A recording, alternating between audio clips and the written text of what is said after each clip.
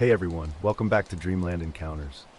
I'm Ray, a truck driver who's been on the road for nearly 15 years, and I've got a story that's unlike anything I've experienced in all my cross-country hauls. It was a clear September night in the Rockies, with a faint mist hanging near the tree line. I was driving Highway 12 between Idaho Springs and Georgetown, a route I knew well, full of twists, tall pines, and rocky cliff overpasses. After 6 hours of driving, most smaller rest stops were closed, and I had classic rock playing softly on the radio. That's when I saw the light. Pure white, unnaturally bright, hovering about 100 feet off the ground to my right. At first, I thought it might be a maintenance truck's floodlight or another vehicle. But something was off. No sound, no movement. Just this steady, unwavering light tracking alongside my truck. I'm used to weird things happening late at night, but this was different. When I drove under an overpass, the light vanished instantly, like someone had flipped a switch. I checked my mirrors, scanned the cab, but saw nothing. Then, just seconds later, the light reappeared on the other side of the overpass, exactly where it had been before. My trucker instincts kicked in. Was I imagining things? The road winds here, so maybe a car was just out of sight. But this light didn't behave like any vehicle's headlights. It didn't shift or change speed.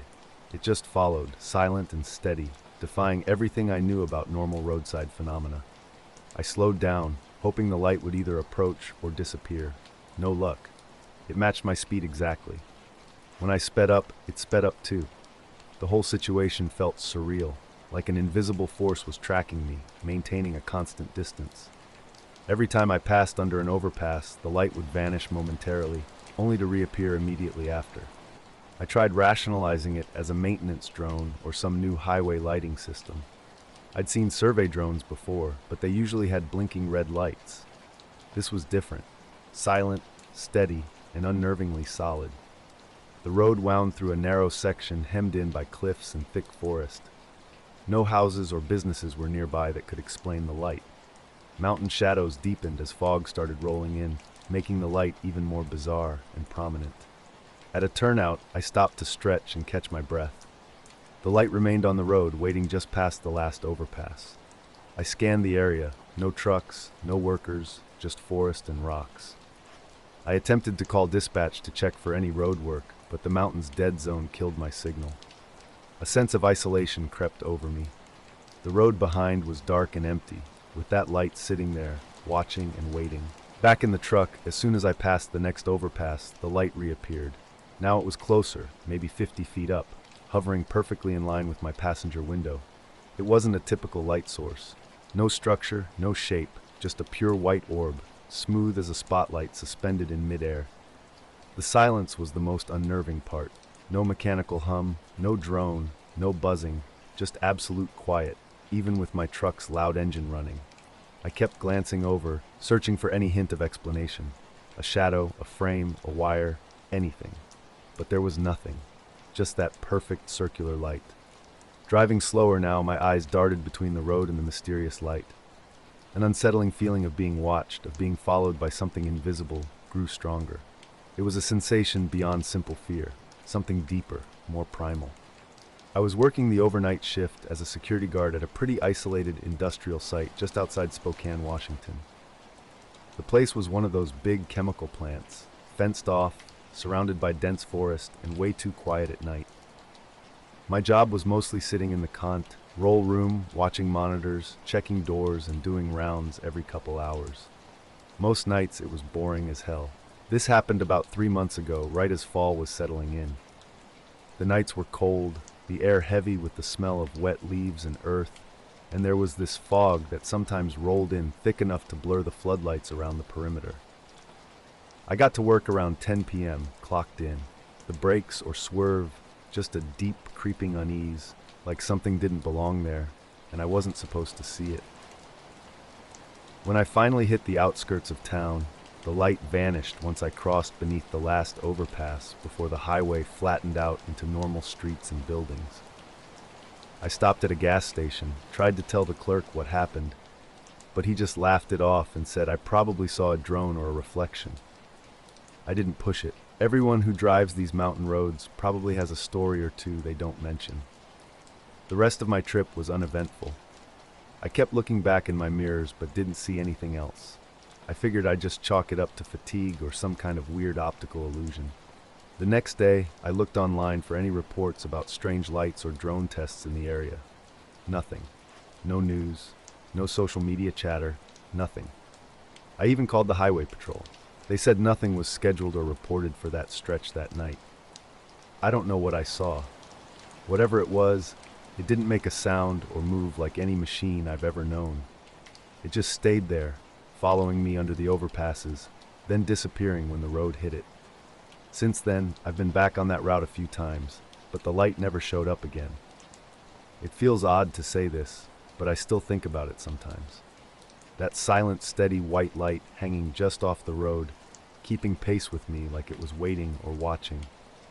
And every time I drive through those overpasses in my head, I remember it blinking out just before I passed beneath, then popping back on right after. Nothing about it made sense. Nothing explained why it followed me or why it vanished under the overpasses.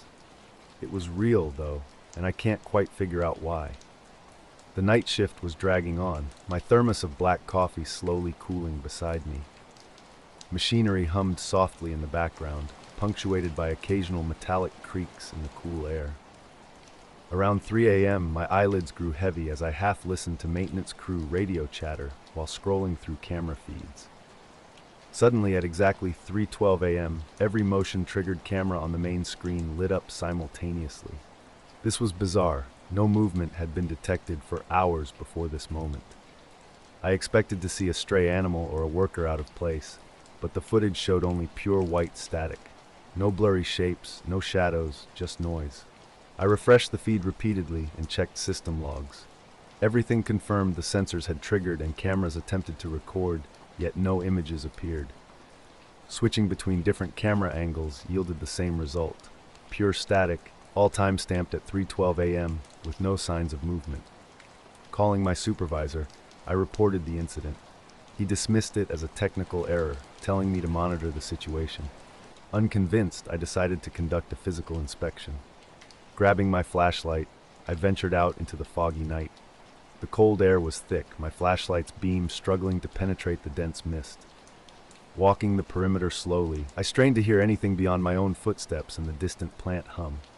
Everything seemed normal. No footprints, no broken branches, security gates locked, fences intact. Yet the camera static nagged at me. Returning to the control room, I noticed the digital clock flickering strangely, seconds jumping erratically between 3:11 and 3:13. The monitors had a subtle, almost imperceptible shimmer, as if the screens were fighting to maintain their image. I rebooted the system, and after a few minutes, the cameras returned to normal. No more static, no more flickering. But something had changed. The quiet felt heavier, as if the fog had followed me inside. I remained alert for the rest of my shift, unable to shake an unsettling feeling. I kept my routine steady, checking the monitors during my night shifts. Nothing seemed out of the ordinary for weeks after that first strange incident. The maintenance logs were clean, showing no scheduled activity around 3 a.m., and none of my coworkers reported anything unusual. Yet something nagged at me. Every time the fog rolled in thick, I'd catch fleeting moments that made me uneasy. The monitors would twitch, static would flicker briefly, or I'd glimpse a shadow moving at the edge of the screen. But when I looked directly, nothing was there. I considered quitting. The isolation was wearing me down, and that first static event had shaken me more than I wanted to admit. But the job paid decently, and I had no other prospects lined up. 2 weeks later, everything changed. Midway through my shift, the camera system went completely dark for 10 solid seconds before flickering back to life.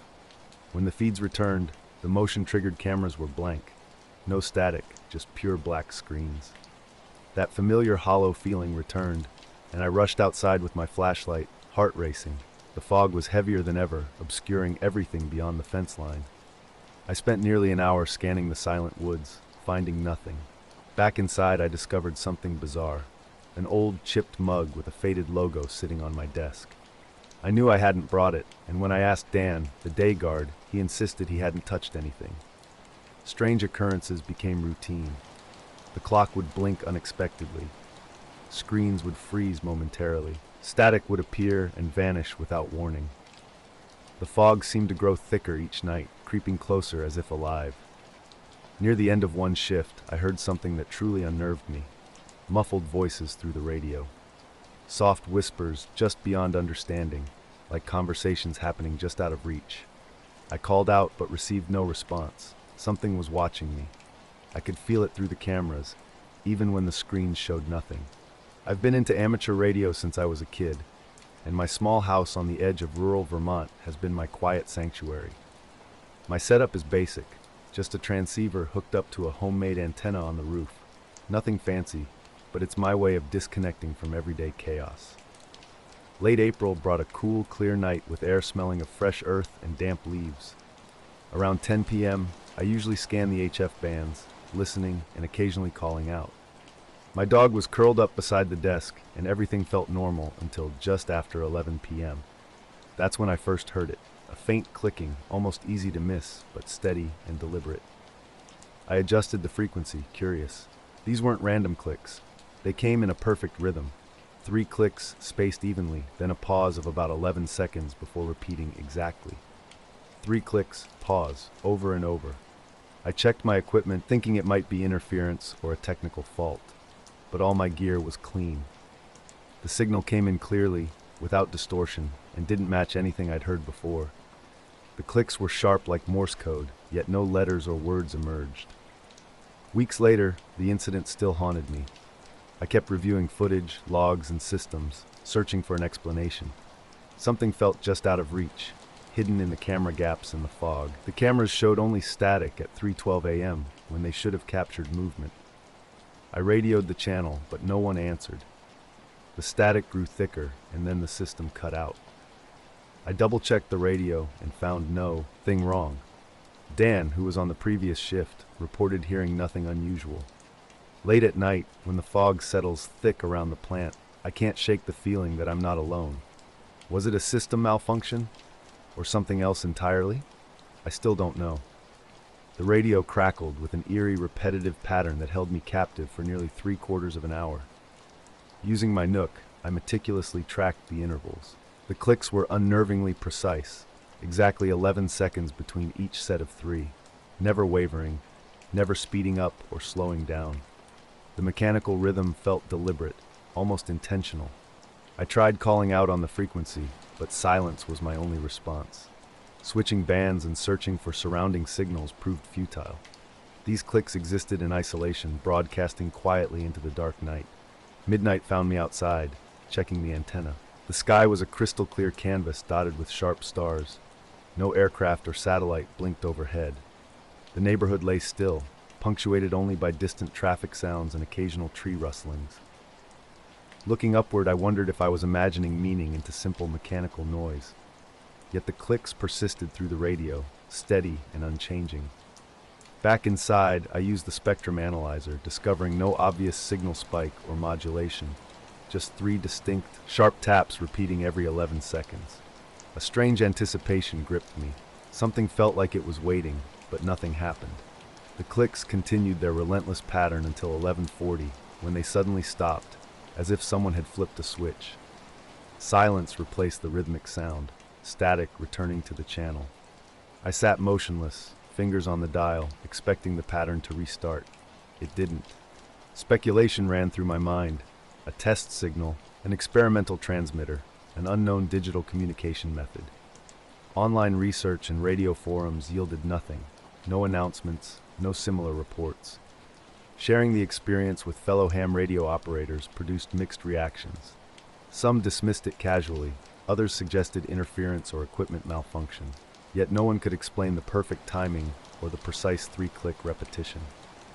Days later, I attempted to recreate the experience, tuning into the same frequency at the same time. Nothing, just static and background noise. I continued listening on subsequent nights, hoping for a recurrence, but the mysterious signal never returned. Sometimes, I could swear I hear the faintest echo of those clicks. The night sky was perfect that night in my tiny Central Oregon town. I'm Jamie, 17, and with the windows locked tight by my parents, sneaking out takes strategy. Around 11:30 p.m., I carefully slipped through my bedroom window, hoping my parents were asleep and my dog wouldn't bark. I grabbed my little telescope and headed to the open farmland behind our house. With no street lights, the stars burst into brilliant clarity. The early summer air carried a hint of spring's lingering chill. Near the field's edge, where grass meets dirt road, I set up my telescope and started scanning the sky, searching for constellations and satellites. At first, everything seemed normal, just the usual star spread and a faint town glow. But after about 20 minutes, something felt off. The crickets had gone silent, an unusual quiet for that time of night. The breeze stopped completely, and the air felt heavy, like it was holding its breath. Then I saw it. What I first thought was a cloud turned out to be something entirely different. A massive black triangle, solid and sharp, blocked out the stars. It wasn't a typical shape, more like someone had cut a perfect geometric piece from the night sky and placed it overhead. No edges, no texture, just an empty void moving impossibly smoothly. The strangest part? Complete silence. No hum, no engine noise, nothing. Just this dark shape gliding across the sky. Later, lying in bed, I couldn't shake the memory of those clicks. A steady rhythm, like a heartbeat just beyond hearing. I wasn't sure if it was a machine, a radio phenomenon, or something unexplainable. The sound had filled the room, precise, consistent, and then vanished. Now I keep my radio on at night, hoping it might return. Maybe someday I'll understand what I heard, what I saw, but for now, it remains a mystery. The sky was pitch black, and this massive triangle hung there, perfectly level as if suspended in midair. It moved so slowly and steadily that it couldn't be a plane or drone. No blinking lights, no typical aircraft markers, just a dark, solid shape that seemed to swallow the starlight around it. My telescope was useless. The object was so dark that I could barely track it through the lens. Its edges were razor sharp and unnaturally straight, nothing like the soft, shifting edges of clouds. My heart raced because I knew this wasn't something ordinary. Part of me wanted to run inside and lock the door, but I couldn't look away. My dead phone sat uselessly in my pocket. I'd forgotten to charge it earlier. The triangle glided from northwest to southeast, covering about half the sky in just 5 minutes. Then, without warning, it vanished. One moment it was there, blocking out the stars, and the next, nothing. No sound, no flash, just gone. I sat frozen, trying to make sense of what I'd just witnessed. The world around me slowly returned to normal. Crickets started chirping, the breeze picked up, and stars began twinkling again as if nothing had happened. Packing up my telescope, I kept glancing over my shoulder, half expecting the triangle to reappear. But it didn't. Inside, I lay in bed staring at the ceiling, wrestling with what I'd seen. It was too solid, too large to be a hallucination. Something had been up there, watching, waiting, deliberately avoiding detection. I never told anyone. My friends would never understand, always caught up in parties, sports, and online trends. But every night after that, I found myself scanning the sky, hoping for answers. Nothing ever came, just that one silent, mysterious shape that seemed to exist between reality and imagination. Nevada's quiet landscape became my sanctuary after years of contracting work. My name's Roy, and I craved solitude far from city noise. Just a mile from my home, a dry lake bed stretches out, flat, cracked earth with nothing but endless stars overhead. 2 years back, something strange started happening out there. Not every night, but with an almost mechanical precision. Always at 2:33 a.m. sharp. It was pure chance that I first noticed. One sleepless night around 2:30, I grabbed my old binoculars from the nightstand and peered out the window. That's when I spotted a tiny, faint light on the lake bed. Not like a flashlight, but a pale, hazy glow. About as bright as a distant street lamp, yet completely motionless. I wondered if someone was camping or had a broken-down vehicle. But there were no sounds, no engines, no voices, no movement at all. When I looked again a minute later, the light had vanished. The next night, I set an alarm to investigate. Right on schedule at 2:33, the light reappeared in the exact same spot. Through my binoculars, I could see a pinprick of pale light hovering just above the cracked ground. It didn't flicker or move, just hung there like a distant star dropped onto the earth. I watched for about 10 minutes. Nothing changed. No brightness shift, no shape alteration. Then it simply disappeared, as if someone had flipped a switch. After several nights, I started keeping a log. Each night, I'd set my alarm, grab the binoculars, and watch. Sometimes it appeared, sometimes it didn't. But when it did, it was always at 2:33. Not a minute earlier or later. The memory haunts me. This silent light slowly drifting across the stars, vanishing like it never existed. Was it a secret military experiment? An unexplained weather phenomenon? I can't be sure, but it's etched in my mind like a black hole where stars once moved, making the night feel less empty than I'd thought. The location was incredibly consistent, dead center of a dry lake bed with no roads or trails nearby. Just flat, cracked mud stretching out in every direction. No tire tracks, no footprints, nothing to suggest human presence. One late spring night, I decided to investigate. Around 2:15 a.m., I grabbed my flashlight and binoculars and headed out. The air was cool and dry, the sky crystal clear. By 2:25, I was at the lake bed's edge, facing the spot where the light typically appeared. I sat quietly, feeling the rough, parched earth beneath me. Total silence surrounded me, interrupted only by my breathing and the occasional rustle of a lizard or insect in the nearby scrub. Then, at exactly 2:33, the light materialized, faint and pale, just like before, but this time much closer. Maybe 100 feet away, it hovered a few inches above the ground, motionless. Curious, I swept my flashlight across it, hoping to reveal its nature, but the light didn't react. Instead, it seemed to absorb the beam, swallowing it as if it weren't even there. A chill ran down my spine. Something felt off, and I decided against getting closer. For about 10 minutes, the light remained, then vanished without warning. I returned home unsettled, with a sense that I'd witnessed something not meant for human eyes. Strange occurrences began to follow. Around 2:30 a.m., my home's power would flicker briefly, just a second or two, like a loose connection. My emergency CB radio would occasionally pick up an odd static, different from normal interference. It sounded like a soft whisper or low clicking, always cutting out just before 2:33. When I mentioned these experiences to my neighbor Mike, a local history buff, he was initially skeptical. But he'd heard similar stories from older residents. Apparently, people had been reporting mysterious lights over that lake bed for decades, fleeting glimpses lasting only a minute or two with few details. Everything seemed to converge on that moment, that specific location. Something was happening, though I couldn't quite explain what. Out here in the middle of nowhere, on an old military testing range from the 50s and 60s, something strange keeps happening. The land is dry and rough, not really meant for long-term living, which makes me wonder about the origins of what I'm seeing. Night after night, I watched a faint light. It never grew or moved, just appeared and disappeared, always in the same spot, completely silent and unchanging. About a month after first noticing the light, something else caught my eye. Through my binoculars, near the lake bed's edge, I saw a shadow. It wasn't human-shaped, but moved deliberately, like something was pacing or circling. When I blinked, it vanished. No sound, just absolute silence. After that, I became more cautious. Some nights I'd doubt myself, wondering if loneliness and boredom were making me see things. But then the light would return, right on schedule, pulling me back into observation. The last time was a couple weeks ago. At 2:32 a.m., after checking some house wiring, I grabbed my binoculars. At 2:33, the familiar glow appeared exactly where it always did. This time felt different. It seemed to linger, almost hesitating before disappearing. That morning, I woke up exhausted with a foggy feeling. No strange memories, just a sense of unrest. I've ruled out all logical explanations. It's too precise to be random, yet not threatening. I could report it, but who would believe me?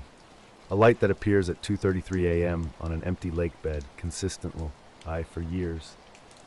So I keep watching. Not every night, but often enough. Always with binoculars, always waiting.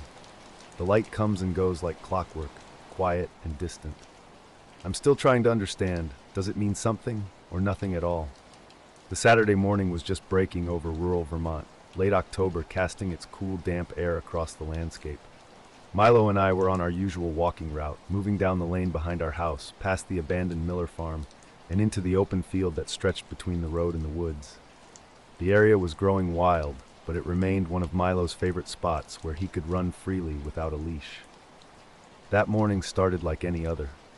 I tossed his ball, and he chased it through the dew-covered grass, the thin fog hanging low over the fields. The sky was a deep gray blue, not yet touched by sunrise, with a horizon that seemed to dissolve into mist. The distant tree line was blurry, softened by the thick fog. Near the fence separating the field from the neighboring property, something caught my attention. A strange shape hovered about 100 yards away, suspended motionless 6 or 7 feet above the ground. It wasn't like any weather balloon or farm equipment I'd seen before.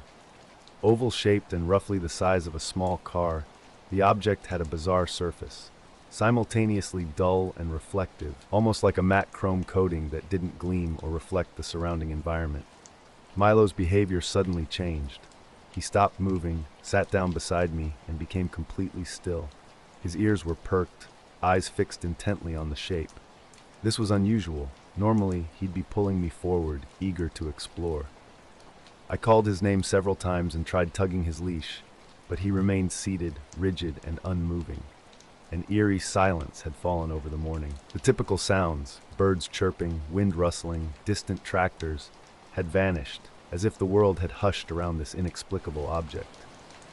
I stood watching, wondering if exhaustion or an overactive imagination was playing tricks on me. But the tension in the air felt real, and the shape remained, an unexplained presence in the misty field. The morning fog rolled thick over the field, and there was something else there too, a shape that didn't quite belong. Unlike the blurry edges of grass and trees, this form was unnervingly clear and solid. Milo, my dog, seemed tense, pulling at the leash and acting strange. After a few minutes, Milo started moving again, tugging me forward. I glanced down at my watch for just a second, and when I looked back, the shape had vanished completely. No sound, no movement, no disturbance in the fog. It was just gone. Milo stayed close to me, his tail low, constantly looking back at the empty spot where something had been moments before. We finished the walk faster than usual, and I tried to rationalize what I'd seen. Maybe it was a piece of trash or a trick of the light. But when I mentioned it to my neighbor Hank, a local who knew the area well, his reaction made me doubt my explanation. He was skeptical, insisting there was nothing out in that field except some old mill scrap. Hank questioned whether I'd seen a phone reflection, but I knew I hadn't been using my phone. What stuck with me most was Milo's behavior. He's normally relaxed, but that morning he seemed genuinely unsettled, as if he'd witnessed something dangerous or inexplicable. In the days that followed, I watched the field carefully during our morning walks. Everything appeared normal. Fog rolling in, grass growing, crows calling from the old trees. But sometimes, when the fog was thick, I'd get an eerie feeling of being watched. Milo's ears would twitch, and he'd stare intently at what seemed to me like empty space. I asked Hank about local stories, and he mentioned only vague legends about strange lights and sounds that nobody took seriously. The idea of returning to the field at night to investigate crossed my mind, but the memory of that silent, hovering shape and Milo's reaction kept me back. To this day, I can't explain what I saw that morning. It was silent, motionless, and disappeared without a trace, leaving behind nothing but an unsettling mystery. During the summer of 2019, my job as a park ranger at Mount Pisgah State Park was pretty routine. Mostly, I did patrols, maintenance checks, and occasional guided hikes. Nothing extraordinary. But one morning in early July, around 5 a.m., something happened that I still can't explain. My supervisor called me to investigate something in a restricted area. This section of the park was off limits due to delicate bird nesting grounds and erosion risks. The main trail ended about half a mile from my destination, so I had to navigate an old service road through dense forest. A thick fog blanketed the landscape, limiting visibility to barely 20 feet ahead. Damp air carried the scent of wet pine and earth. I carried my standard gear: boots, radio, flashlight, and notebook. The radio remained quiet except for routine morning check-ins, and no other rangers were on duty in the area. After hiking through a patch of fir and cedar trees, I stumbled upon an unmarked clearing. Right in the center was something bizarre. A perfect 10-foot circle of completely scorched grass. The grass was black and brittle, as if burned to a crisp. Yet strangely, nothing surrounding the circle showed any fire damage. The nearby trees and shrubs looked completely untouched. No singed bark or leaves, no smoke smell. Curious, I knelt and examined the circle's edges. The soil underneath was dry and cracked, but not in a way that suggested recent burning. It was almost as if the grass had been incinerated without the fire ever reaching the ground. I carefully circled the clearing, searching for any signs of human activity. Cigarette butts, campfires, footprints, but found nothing. The ground remained undisturbed. I radioed dispatch, reporting my location and describing the scene. I asked if any controlled burns had been scheduled in the area. Their response was clear. The park had been quiet, with no fire reports or unusual incidents. Some mysteries, I've learned, defy explanation, and this was definitely one of them. The morning fog made everything look washed out, but the circle in the clearing was unmistakable, perfectly round, as if someone had used a giant stencil and then burned the grass inside with surgical precision. It didn't look natural at all. I spent about 20 minutes checking the perimeter, and the longer I stood there, the more uneasy I became. The silence was eerie. No birds, no insects, no sounds of life. Even the wind seemed to have stopped. The early morning forest, typically alive with noise, was dead silent. A faint humming began to emerge. Initially, I thought it might be a radio issue, but when I checked, the device was off. The sound wasn't coming from any machines or vehicles. Instead, it felt like it was rising from the ground itself, low, constant, and unsettling. Over the next few days, I returned with other rangers during daylight hours. The circle remained, grass scorched black, ground dry and cracked beneath. No ash, no burnt branches, just a clean, perfect ring. Mark, one of the rangers, suggested it might be a lightning strike, but I knew that was impossible. No recent storms, and lightning typically leaves destruction, not a tidy geometric shape. Strange details kept emerging. When Mark and I returned, his GPS showed the clearing's coordinates were consistently off by hundreds of feet. We recalibrated multiple times, but the readings never matched our actual location. It was like the spot itself was shifting, or the instruments were malfunctioning. We fenced off the entire area, restricting public access. I began reviewing perimeter cameras, but nothing unusual was recorded. No humans, no animals large enough to create such precise burn marks. About a week later, during a routine patrol near the restricted zone, I was logging notes when a quick flash of light caught my eye through the trees. I stopped and stared, but when I turned, it had vanished. Night was falling as we drove west on Route 2, somewhere between Alliance and Ellsworth, Nebraska. The middle of nowhere stretched out before us, with 4 of us crammed into Tanner's beat-up Subaru. It was early July, maybe 3 years ago, and the heat clung to our skin, making the vinyl seats sticky even after dark. Lacey had suggested stargazing near the sand hills, away from town lights, and Tanner was always eager for a drive. Drew and I didn't particularly care, so we went along. We packed a cooler with drinks, a Bluetooth speaker, and a few blankets to sit on in the grass. The sky was crystal clear, with no clouds and a low amber moon rising behind us. The road seemed to extend endlessly, with no headlights visible in front or behind. About an hour into our drive, we first noticed the lights. At first, it seemed like nothing unusual, but something felt off. Looking back, I can't shake the memory of that strange night, much like the unexplained scorched circle I discovered during my time as a park ranger. Back then, I'd stumbled upon a perfect burned patch in the clearing. The park management told me to keep an eye on it, but something about it never felt right. No smoke, no typical fire signs. Soil tests came back clean, and the grass burned in an unnatural way. Eventually, I stopped mentioning it at work. It made me uneasy, like I was witnessing something I shouldn't see. Now, every time I drive past that section of the park, I can't help but glance toward the trees. Is the circle still there? Has it moved? Is it waiting? I have no answers, just that strange, silent, scorched patch among the trees. That night at the ranger station, after a seemingly normal day, the power flickered briefly. It felt connected somehow. Over the next month, I kept thinking about the clearing, the silence, the humming, the odd GPS readings, the flickering lights. I'd visit occasionally, finding the clearing different each time. Sometimes thick with fog, other times clear as day. But the circle remained, perfect and scorched. We were driving down a quiet road when Lacey suddenly pointed out her window. "Is that a plane?" she asked.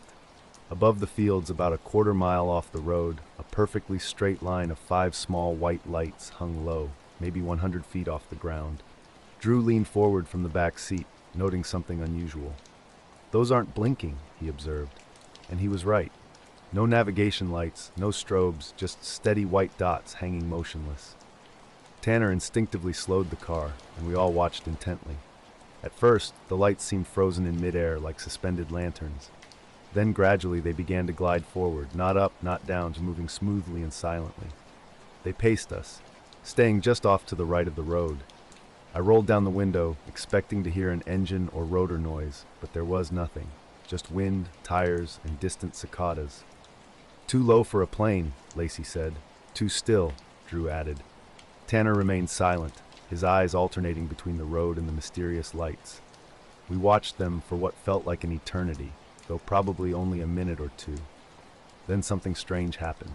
The rightmost light suddenly blinked out, not dimmed, not drifted away, but vanished as if a switch had been flipped. 10 seconds later, the next light disappeared, then the next. Each light winked out from right to left in 5-second intervals. The final light, closest to the R, Ode, was the last to go. Tanner pulled over onto the gravel shoulder. We all got out, surrounded by an eerie silence. Insects buzzed in the grass, and distant power lines hummed softly.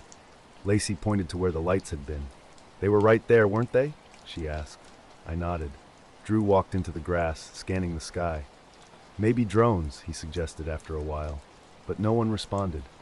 Something about the experience felt different. The perfect symmetry, the unnatural stillness. It didn't feel like drones at all. We drove in silence after the strange sound stopped. No one knew what we were waiting for, but we stayed put for about 5 minutes. Tanner finally broke the stillness, saying we should keep moving. We got back in the car without music. The speaker remained on, but quiet. Each of us was lost in our own thoughts. Lacey kept looking out the window. Drew stared ahead, and I watched the sky. Tanner drove slower than before, his face unreadable, as if expecting something to suddenly appear.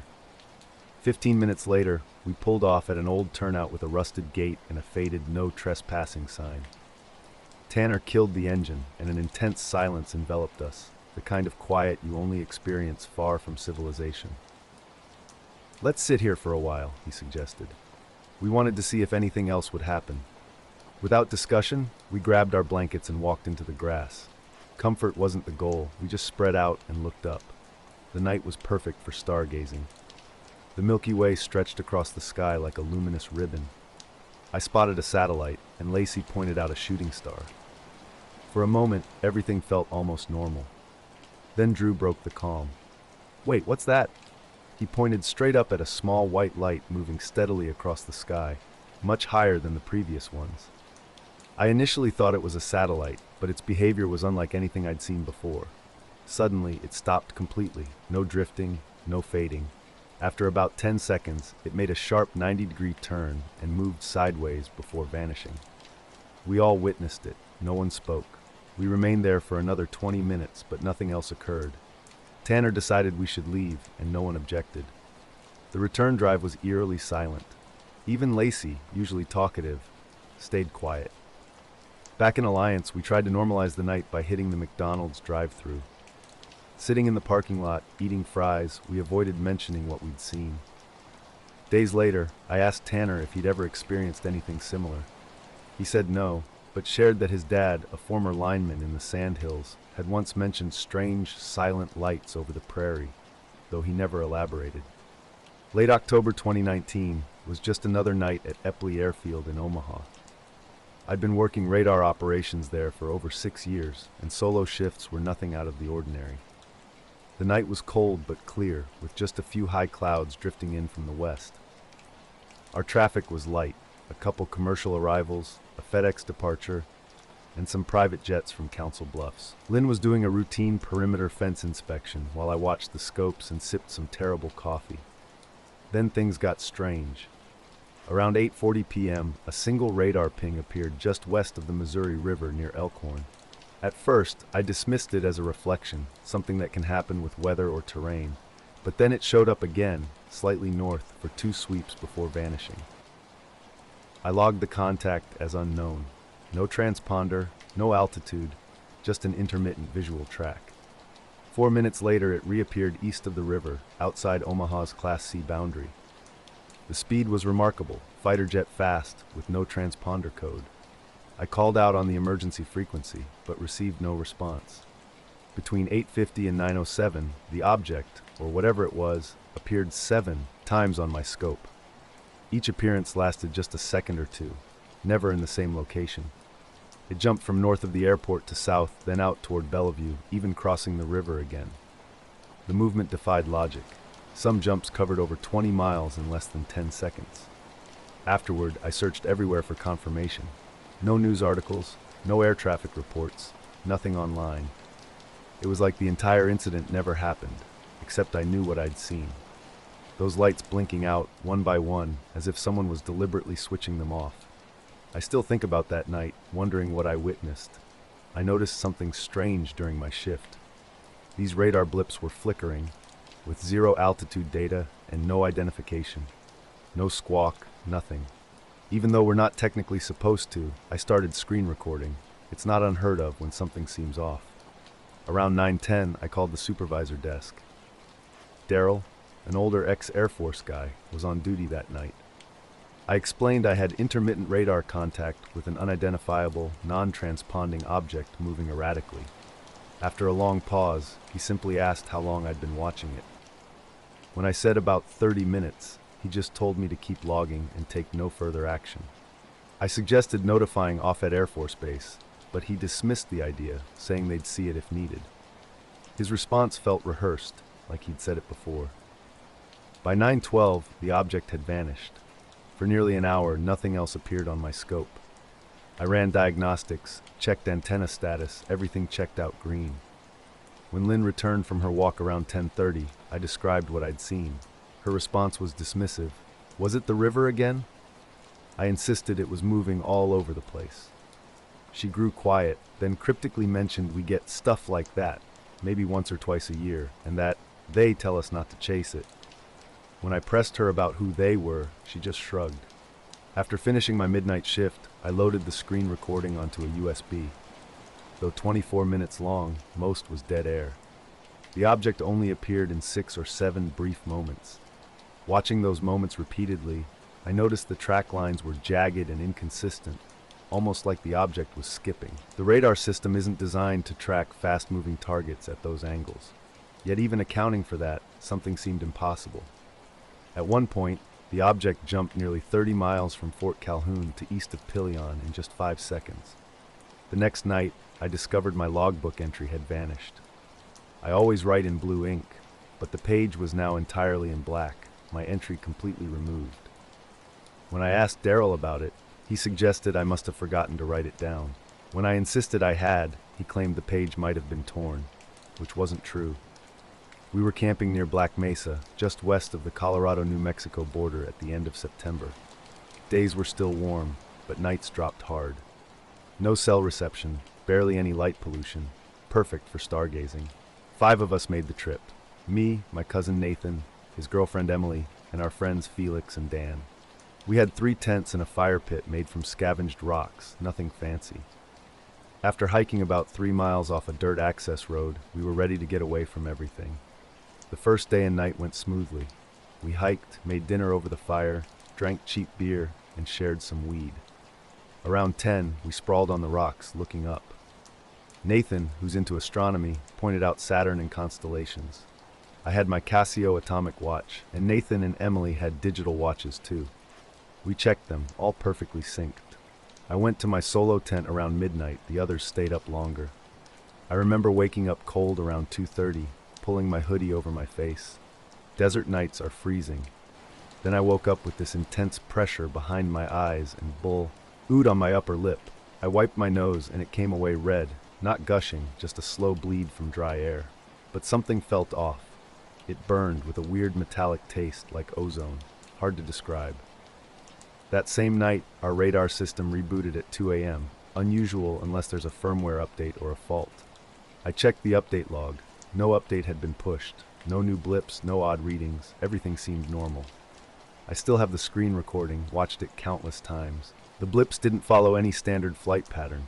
They jumped point to point, clean, like skipping a stone across the screen. Whatever it was didn't belong in our airspace and didn't act like anything I've ever tracked. My entry was the only one missing from the log. Just my entry. I stepped outside for water and noticed something immediately off. The air was unnaturally still. No bugs, no wind, just complete silence.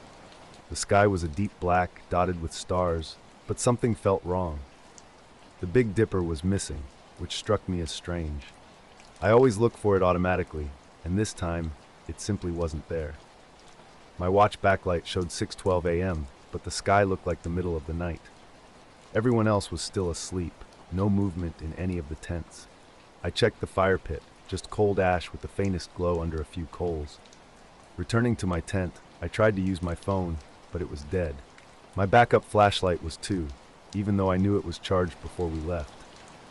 Physically, I felt weird, like jet lag or altitude sickness, though we weren't high up. My balance was off, with the ground seeming to tilt slightly. Every time I moved, I had to catch myself. I sat on a rock about 10 feet from camp and waited. The sun finally started rising around 5:50, according to other watches. Mine still showed past 6:30. When everyone woke up, I watched silently at first. Emily asked about the time. Nathan said 6:04, but my watch read 6:45. "Your watch is fast," he said. I disagreed, showing the sync screen that confirmed it had updated before we left. Nathan suggested I must have bumped something, but I know my watch. It doesn't just shift 41 minutes randomly. I asked if anyone else had strange experiences. Dan slept soundly, and Felix only mentioned a slight headache from drinking. When I brought up my nosebleed and time discrepancy, they mostly shrugged it off, attributing it to dry air or campfire smoke. Something felt fundamentally off, but I couldn't explain what.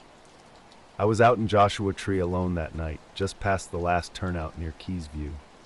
Not at the main overlook, but farther down, closer to the big granite boulders. Around 2:30 in the morning, it was clear and dry, with no wind. The only sound was sand shifting under my boots. I'm Danny, by the way. I live in Hempt, so Joshua Tree is just a couple hours away. Usually I go with friends, but that weekend everyone bailed at the last minute. I figured I'd go solo anyway. I parked in a small pull-off just wide enough for my car and hiked about 10 minutes up a flat ridge. No real trail, just boulders and open scrub. I wasn't supposed to camp there, but I wasn't setting up a tent. Just wanted to shoot some night sky photos for a few hours before driving home. I've been messing around with night sky shots for the past year. I'm not a professional photographer or anything, just practicing. I had my gear set up to catch some long exposures of the Milky Way. I'd been taking shots for maybe 45 minutes when I noticed something. I wasn't even looking through the camera when it started. I had just clicked the remote for a shot. I knew something felt off, but I couldn't pinpoint why. The rest of the day seemed strange in small ways. Birds were unusually quiet. We'd found a dead rabbit earlier that looked odd. No bugs, no smell. That second night, I barely slept. I stayed outside my tent, with a headlamp on, and my camera set up on a tripod, running a time-lapse sequence from 1 a.m. to 4 a.m. I didn't see anything with my own eyes, but the camera caught something weird. At 3:17, there was a faint blur across the middle of the shot, a soft, perfectly horizontal line, almost too faint to notice. It wasn't a plane trail or a satellite. No flaring, no direction, just a pale smear of light. The next shot, taken 30 seconds later, showed the sky back to normal. I showed Nathan the photo the next morning, but he thought it was a lens flare. I didn't argue. When we got back to the cars, I synced my watch using the app on my phone. It jumped back exactly 41 minutes. Not 40, not 42, 41. I've never figured out why. During a 25-second exposure, I was stretching and looking up when something strange happened. I'd been watching the sky long enough to know its patterns, familiar constellations, occasional satellites, even a faint meteor earlier. But then one point of light, slightly brighter than the others, positioned between Vega and Demb, started moving. Its motion was slow and smooth, nothing like a blinking plane or a meteor's trail. It traveled in a straight line for about 10 seconds, then made a sharp 90-degree turn, not an arc, but an angle as if following a precise grid. At first I thought it might be a satellite adjusting its orbit, but then it turned again, tracing another perfect right angle like an invisible square's edge. I grabbed my camera from the tripod and tried to focus, but by the time I looked through the viewfinder, it had stopped. Just hanging there, motionless and unchanged. While I stood trying to make sense of what I'd seen, it moved again. This time, a slow, deliberate diagonal motion followed by another turn. This wasn't like any satellite movement. It wasn't tracking the Earth's curve. Instead, it moved in rigid geometric shapes, like someone methodically drawing on graph paper. For 3 or 4 minutes, the pattern continued, moving, stopping, turning, completely silent with no trail. I attempted a long exposure to capture its path, but before the shutter could close, it vanished. Not drifted away, not faded, simply blinked out. One moment present, the next gone. The surrounding stars remained unchanged, the sky looking exactly the same. Standing in the darkness, camera pressed against my chest, I felt oddly detached. Not scared, exactly, but that strange sensation of walking into a room and forgetting why, or noticing silence after a noise stops. I decided to take a break and sit on a nearby boulder, pulling out my water bottle and checking my phone. No signal, as expected. The time read 3:19 a.m. I only noted this because when I looked again later, it was 3:21, though it felt like much more time had passed. The Mojave night stretched out before me, silent and vast. I was driving back to California after helping my sister move to Austin, not wanting to spend money on a motel. My truck was my home when needed, and I was somewhere along Route 62, not far from 29 Palms. Hours of driving had worn me down, and I planned to stop for the night past the last gas station in Parker. Close to 1:30 in the morning, I pulled off onto a dirt shoulder. No lights, no other vehicles, just the wide open desert. The stars overhead glimmered, and dry air surrounded me with that low hum of absolute silence. I cracked the driver's window a few inches and shut off the engine. The desert has a way of distorting time, and I know how easy it is to zone out without realizing. I thought I'd only been sitting there for a minute or two, but when I looked back at the sky, something felt different. The summer triangle seemed altered. A star appeared to have moved or vanished entirely. I took a few pictures, but my earlier enthusiasm had faded. The landscape felt uncomfortably still. As I packed up my gear, a single light caught my attention far to the north, beyond the park boundary. At first, I assumed it was a plane, but it remained motionless, a soft, steady white glow without the typical aircraft strobes. I watched from beside my car for several minutes. The light didn't change, didn't move. Starting the engine, I began driving back toward the main road, checking my rear-view mirror frequently. The light remained exactly where it had been, not following, not approaching, just present. Once I passed the bend near Ryan Mountain, it disappeared completely, replaced by trees, rocks, and darkness. I didn't share the experience immediately, not out of fear of disbelief, but because I couldn't articulate what I'd witnessed. Days later, I showed a coworker the long exposure photos. They appeared normal, clean star fields with nothing unusual. But I know what I saw. That star moved with an unnatural, deliberate slowness, as if guided by something beyond our understanding. Since that night, I haven't returned to that place. The pre-dawn darkness hung heavy, and I stirred from a deep sleep, my hoodie bunched into a makeshift pillow. Something felt off, though I couldn't immediately pinpoint what. The truck was completely silent, no sounds, no movement, just an unsettling stillness. When I looked around, the windows caught my attention. Every single one was covered in a thick, strange fog. Not the kind from breathing inside a closed vehicle, but a deliberate smear, as if someone had wiped them from the outside with a wet cloth. This made no sense. The air had been bone dry when I parked, with zero humidity or chance of condensation. Cautiously, I wiped a spot on the windshield's inside. It remained clear, confirming the fog was definitely external. A strange unease settled in my stomach. I hesitated to turn on the dome light, feeling an inexplicable reluctance to illuminate whatever might be outside. Stepping out carefully, I noticed the ground was hard-packed dirt and gravel, completely dry. Walking slowly around the truck, I examined the windows more closely. The fog was applied in long, even swipes, almost like deliberate cleaning strokes. Some areas showed finger-like streaks, as if someone had meticulously wiped the glass from the outside. I crouched and checked underneath the vehicle. No footprints, no disturbances in the dirt. The silence was profound, broken only by the occasional tick of the cooling engine. Something had happened here, but I couldn't explain what. The entire scene felt surreal. Windows mysteriously fogged in the middle of a desert night with no evidence of anyone's presence. Just absolute, unnerving quiet. I started dozing off around 1:30 a.m., my last phone check at 1:47 a.m. When I woke up, something felt off. The clock read 5:42 a.m., but the sky was still pitch black. Not the early dawn light you'd expect. It didn't make sense. If the time was right, nearly 4 hours had passed, but it felt like I just blinked. The truck felt different too. The windows were fogged, the glass wiped clean, and there was this strange smell, like old copper or ozone. Faint, but definitely there. I kept glancing in the rearview mirror, half expecting to see something, but the road behind me was empty. When I started the truck, everything seemed normal. Headlights cutting through the dirt and low shrubs, I pulled back onto the road without much thought. About 5 minutes later, I noticed the radio display had reset completely.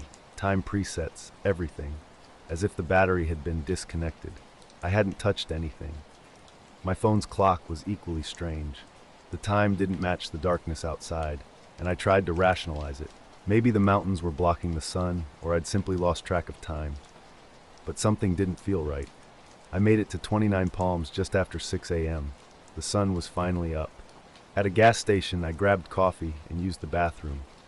While washing my hands, I caught a glimpse of my reflection and noticed a thin red mark across my neck, high near my jaw. It looked like a pressure line from a tight seatbelt, but I'd only been wearing a hoodie with no collar. That's when everything started to unsettle me. The fogged windows, the wiped glass, the odd smell, the time inconsistencies, none of it made sense. I tried finding rational explanations. Maybe someone had messed with the truck while I slept. Maybe the battery glitched.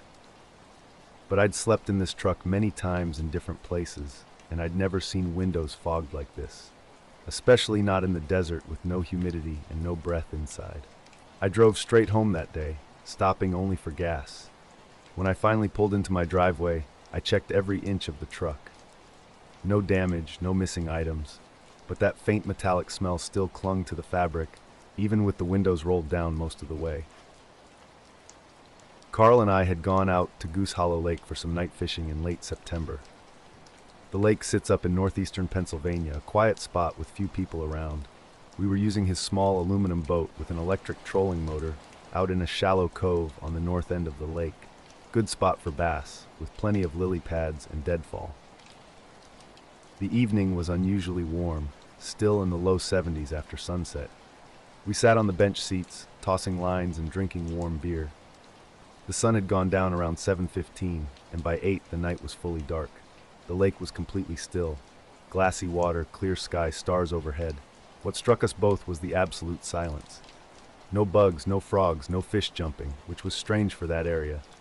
Carl was the first to point out how weird the silence was. "You hear that?" he asked. When I looked over, he just gestured around. "Exactly," he said. Our voices seemed too loud in the dead quiet. The water lapped against the boat, but otherwise, nothing. No crickets, no distant trucks, just complete silence. We sat listening for maybe 5 or 10 minutes when a light appeared through the trees on the lake's east side.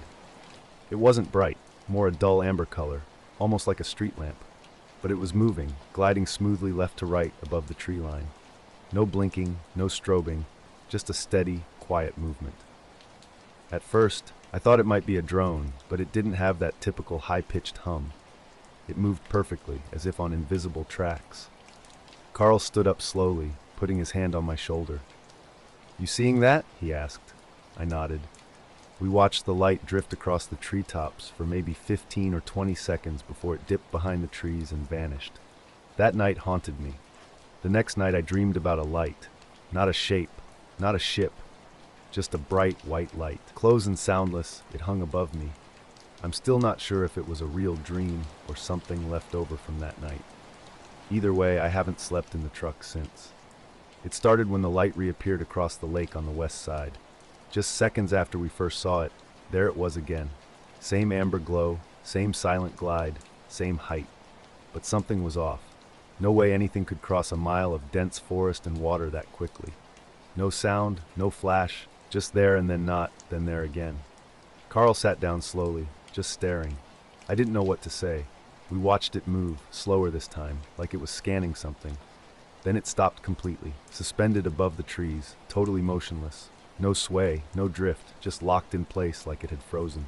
Then it vanished, not fading, not flying away. 1 second present, the next gone. No trail, no noise. We sat in the boat a long time afterward, silent. Carl eventually reeled in his line and suggested we head back. I agreed. The strange part came when we checked our devices. My watt said 922.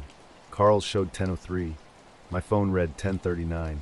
We'd only brought 3 beers, weren't drunk, and the trolling motor ran fine. But somehow 2 hours had passed without either of us noticing. On the return trip, I kept looking back, half expecting to see the light again. The lake remained dark, no bugs, no sound. At the shore, everything looked normal. Truck there, gear dry, keys in my pocket, but even the truck's clock was off, showing 12:12 with no explanation. We drove home mostly quiet. Carl looked pale. We were both trying to rationalize it, maybe a drone, maybe something ordinary. But the lake's dead silence before the light appeared and the unexplained time loss kept nagging at us. Days later, Carl mentioned attempting to find the cove during daylight. His GPS wouldn't stabilize, jumping erratically. His compass app spun in slow circles regardless of direction. Me? I haven't been back to that lake since. The Blue Ridge Mountains in early October offered a perfect escape. I'd taken a week off work, seeking solitude and a chance to clear my head. Most people didn't even know I was out here. Midday brought cool, sunny weather, with temperatures hovering around the mid-60s. I was hiking a lesser-used trail near Dotton Park, about 6 miles from the trailhead. The kind of path where you might walk all day without seeing another soul. At an overlook where the trees thinned out, I stopped for a quick break. The view stretched across the valley to the next ridge, maybe a mile away. Sitting on a flat rock, I was scanning the landscape when something caught my eye. A shiny object hung motionless just above the tree line. It looked like a piece of chrome, suspended in the air, not wobbling, not moving, just hanging there. My first thought was a drone, but it seemed too large and made no sound. No rotors, no movement, just a small silver dot reflecting sunlight like a perfectly angled mirror. I watched it for what might have been 10 or 30 seconds. Hard to tell. When I looked down to grab a protein bar from my pack, the thing vanished. Not moved, completely gone. Scanning the ridge revealed nothing. Then I noticed the silence. Before, the forest had been alive with sound. Chickadees, distant woodpeckers, the usual background noise you stop hearing after a while. Now, absolutely nothing. No rustling, no insects, just wind. I could hear my own blood pumping. It wasn't that the animals had scattered in fear. They just seemed to have stopped, like someone had hit mute on the entire forest. I stood up, turning slowly, straining to hear anything. Footsteps, breeze, nothing. I'm not easily spooked, but this silence felt wrong, like the woods were holding their breath. I tried to rationalize it. Maybe I'd imagined the reflection, maybe the birds were just taking a break. But something felt off. Eventually, I packed up and continued my hike, but the strange encounter lingered in my mind. I was hiking back on a connector trail, knowing I wouldn't make my original distance, but still getting a solid trek in. About an hour later, I stopped at a narrow switchback with a clear view of the ridge where I'd earlier seen something unusual. I wasn't searching for anything specific, just pausing to catch my breath. Then I noticed a strange sound, a faint hum that didn't make sense. No power lines were nearby, no buildings, no roads, just woods. The sound wasn't constant, more like a pressure behind my ears that pulsed every few seconds. I held my breath to check if the sound was coming from me. It remained unchanged, low, barely perceptible, almost like a deep tinnitus. Scanning the sky revealed nothing. No planes, no contrails, no birds. In fact, I realized I hadn't seen a single bird since the earlier overlook, not even the ubiquitous crows. My pace quickened. The trail was overgrown in spots, and I nearly missed a turnoff where the sign had fallen. Backtracking cost me about 15 minutes. Throughout this, the hum continued, steady now, following me like a persistent headache just behind my skull.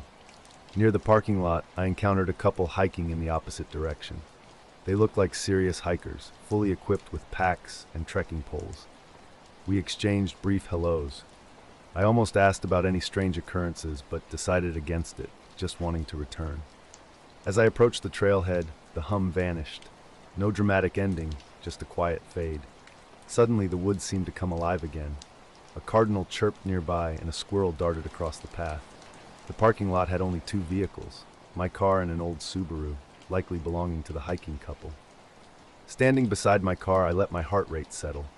Though I hadn't run, I felt inexplicably wired.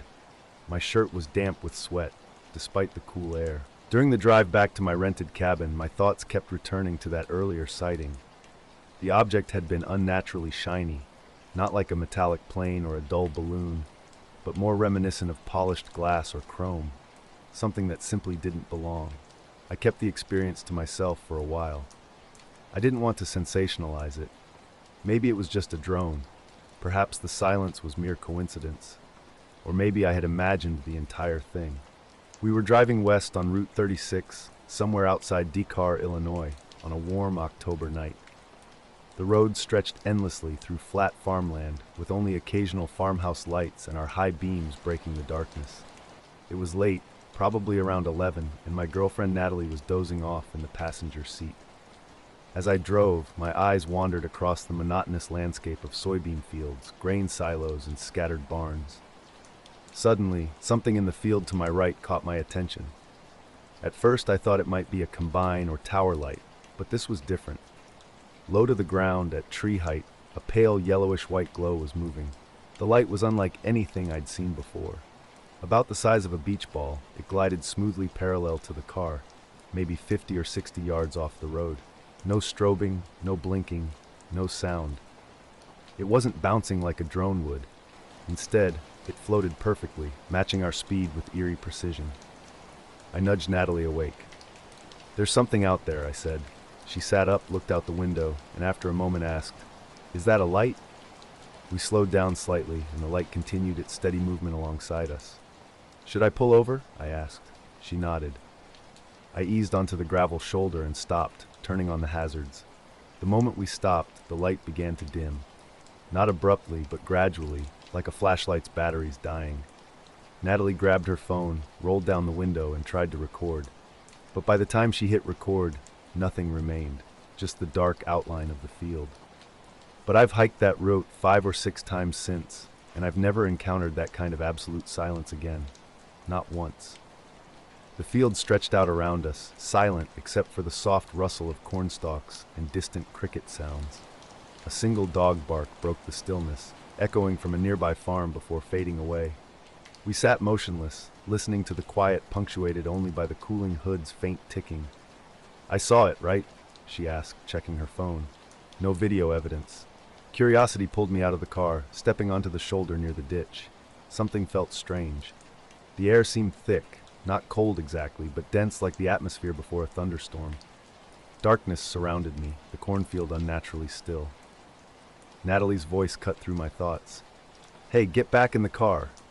When I turned, she was looking past me, her gaze fixed over my shoulder. I spun around and caught a fleeting glimpse, a faint glow, hovering low above the field, maybe 5 or 6 feet up, about 100 yards out.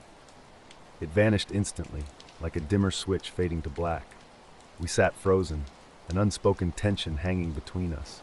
The moment didn't feel threatening, but something watched, waiting. Eventually I started driving, breaking the silence. Natalie kept glancing back at the field. Minutes later, approaching a county road intersection, movement caught my eye, something tall shifting behind a tree line. Maybe deer, maybe shadows. We said nothing. In Riverton, we stopped for gas. While Natalie used the bathroom, I stretched my legs under a sky blazing with stars, the earlier encounter lingering like a half-remembered dream. Near Hinton, Oklahoma, I was out tracking a late spring storm forming just west of the Canadian River. Nothing major, just a cluster of isolated cells that would light up the plains, but not a full supercell system. I'm not a professional storm chaser, just a guy with a decent camera setup and a habit of spending too much time in his truck. It was around 6:30 in the evening, early June. The sky was starting to bruise over to the southwest, all purples and pale green edges. I parked my truck on a dirt road running alongside a cattle fence, maybe 10 miles from town. An open field stretched to the east, wheat or wild grass, totally flat with no trees or power lines. Perfect. I set up my tripod facing the storm line and started rolling. Standing off to the side with a remote, I took stills when I saw a strike. The storm moved slowly. Distant thunder rolled low through my chest, and the air smelled sharp. Ozone, dust, damp heat. Every few minutes, a bolt would reach down and touch somewhere far off, but nothing really close. About 40 minutes in, one strike hit the field straight ahead, maybe a couple 100 yards out. It wasn't the brightest bolt I'd ever seen, but close enough that the sound hit barely a second after the flash. A big crack like a board snapping, followed by a growl that seemed to come from under the ground. It startled me, but I kept the camera rolling. I even said something dumb out loud, like, "That was a good one." We made it to Springfield just after midnight, checking into a cheap motel near the highway. Neither of us slept well. I kept waking up every hour, checking the window like I thought it might be there, hovering outside the parking lot. In the morning, we didn't talk about it much. We were trying to downplay it, like maybe it was just some weird farm equipment or a trick of the light, but we both saw it. We both know it wasn't normal. We haven't driven that route again since. No planes, no blinking red lights. I kept scanning the horizon, half expecting that glow to show up again. It didn't. The storm had lost its structure, and the light was fading when I packed up around 8. I drove back to my rental house in El Reno and transferred the footage to my laptop while having dinner. That night, I didn't watch the entire video, just skimmed through to grab a few clips, planning to do a proper edit in the morning. When I opened the file the next day, I started examining the best lightning strike frame by frame. The lightning itself was brief, occupying only 5 or 6 frames, but something caught my eye in the frame just before the flash. Initially, I thought it might be a camera glitch or an artifact. My camera isn't top tier, but it's usually reliable. Zooming in, I saw a distinct shape, not a light or a smudge, but a dark object. It was disc-shaped, horizontal, slightly tilted, hovering about 20 feet above the grass, right in the center of the frame. I stared at it for a full minute, then rewatched the section. The shape appeared suddenly, one frame of grass and dim sky, then this object followed immediately by lightning. I tried to rationalize it. Maybe a bird mid-flight, a drone, something on lens, but nothing matched. No wings, no blur, no rotor blades, just a flat, dark gray oval with soft edges, almost as if it was absorbing light. Checking timecodes and slowing the video down, I confirmed this was the only anomaly. No other sensor errors or strange artifacts existed in the entire recording. I attempted to recreate the shape by adjusting contrast, shadows, and saturation in other video stills, but couldn't replicate it. That night, sleep eluded me. The next morning, I returned to the same road and field stretch. Clear skies, no storms on the radar. Walking to the spot where I believed the lightning struck, I found no dramatic burn marks, just a small patch of grass that looked oddly flattened, as if something heavy had hovered close to the ground. I was home alone one night in late October, about 2 years ago, living in this small suburban Cleveland neighborhood. The kind of place where you know your neighbors, but not really. Quiet streets, older houses, mostly families and retired folks. Nothing too exciting ever happens there. At least that's what I thought. It was close to midnight when I first noticed it, the humming. Low, barely noticeable at first, like the distant buzz of a transformer or maybe a generator somewhere nearby. I was sitting on the couch watching some late-night show when I heard it. It wasn't steady. The sound kind of pulsed like a slow vibration. I paused the show and listened, thinking maybe it was just my imagination or something usual like the heating system. 2 months ago, I went storm chasing and found something strange. The grass was pressed down in a wide circle, maybe 8 or 10 feet across. Edges not sharp, but noticeable. No scorch marks, no smell, just that odd shallow depression. I walked the field for an hour, looking for anything else. Metal, wires, something that might have caused the shape. Nothing. No footprints except mine. No tire tracks, no signs of equipment.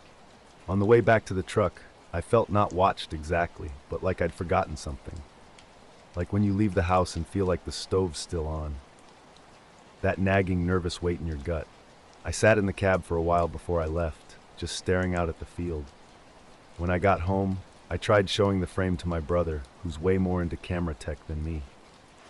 I didn't tell him what I thought it looked like, just asked if he could explain it. He stared at it for a bit and said it didn't look like any sort of digital artifact he was familiar with. Said it looked inserted, not by editing, but like something actually in the scene that the camera happened to catch for a blink. I asked if a lightning flash could somehow create a visual echo or reflection, but he shook his head. Not without light. This is a dark shape. I haven't gone storm chasing since. I haven't deleted the footage, but I haven't watched it again either. It's just sitting in a folder on my desktop labeled Hinton Field. Sometimes at night, if it's real quiet, I think about how that thing only showed up in one frame, like it was only visible for 1/100th of a second, like it was there waiting and the lightning just lit it up for a split moment and then it was gone. The streetlights caught my attention first. Not just a typical electrical glitch, but something deliberate. Each light blinked in a specific sequence. 2 blinks near my house, 3 blinks down the block, 1 across the street. A pattern emerged that felt more like communication than random malfunction. Midnight in October, and the neighborhood was dead silent. I called out, hoping someone else might be witnessing this strange display. Nothing. No response, no movement, just the persistent humming vibrating through the cold air. The sound seemed mechanical, deep and steady, without any clear origin. Checking the breaker box yielded no answers. Everything looked normal, but the low hum continued. I tried calling the utility company, but the phone just rang endlessly. No automated message, no recording. Something felt fundamentally wrong. The next few days were surreal. I asked my neighbors, starting with Karen across the street, about that night. They looked at me like I was crazy. No one else had seen or heard anything unusual. Each conversation made me doubt my own experience. Yet every night, I found myself watching. The streetlights continued their cryptic signaling. Sometimes quiet, sometimes loud. The pattern never repeated exactly. Always shifting, always just on the edge of making sense. The hum persisted, a constant background noise that seemed to hint at something just beyond understanding. I couldn't shake the feeling that I was witnessing something significant, something nobody else was seeing. Was I imagining it? Was there something happening that only I could detect? The questions lingered, as mysterious as the flickering lights themselves. The strange flickering and humming had been going on for months. I'd started keeping careful notes, tracking its unpredictable patterns. Sometimes it lasted just 5 minutes, other times nearly an hour. There was no rhyme or reason to it, no connection to weather or any specific trigger. That low, vibrating hum seemed to resonate deep inside my chest, accompanied by a slow, methodical flickering. One night, about a month into these occurrences, everything intensified. Lying in bed, I heard the humming grow stronger than ever before. When I looked out the window, something was different with the streetlights. They were pulsing in perfect unison, like a synchronized heartbeat. Then gradually, each bulb went dark, leaving empty poles standing silently. I stood frozen, watching. Suddenly, the hum cut out completely, as if someone had flipped a switch. I tried calling the power company, but my phone had no signal, no bars, no Wi-Fi. The entire block seemed disconnected from the world. My car radio produced only static. Darkness and silence surrounded me. I wanted desperately to contact someone, anyone, but nothing worked. My phone showed a full battery, yet remained dead. Even my clock had stopped. An eerie sense of isolation washed over me. The world outside seemed suspended, leaving me trapped in this moment. After what felt like 10 or 15 minutes, streetlights began flickering back to life, slowly illuminating one by one. The hum returned, but weaker this time. Signals restored, clocks resumed ticking. When I called the utility company, a recording claimed no outages had been reported. Sleep eluded me that night. Something felt off, like I was being observed or tested, though I had no concrete evidence. I stopped sharing these experiences. People dismissed my stories or quickly changed the subject. They seemed to think I was imagining things or losing my grip on reality. The flickering and humming continued sporadically over the next 6 months. Sometimes frequent, sometimes vanishing for weeks. No one else on the street noticed these strange occurrences. I even approached local police about potential reports of unusual lights or sounds, but they treated me like I was wasting their time.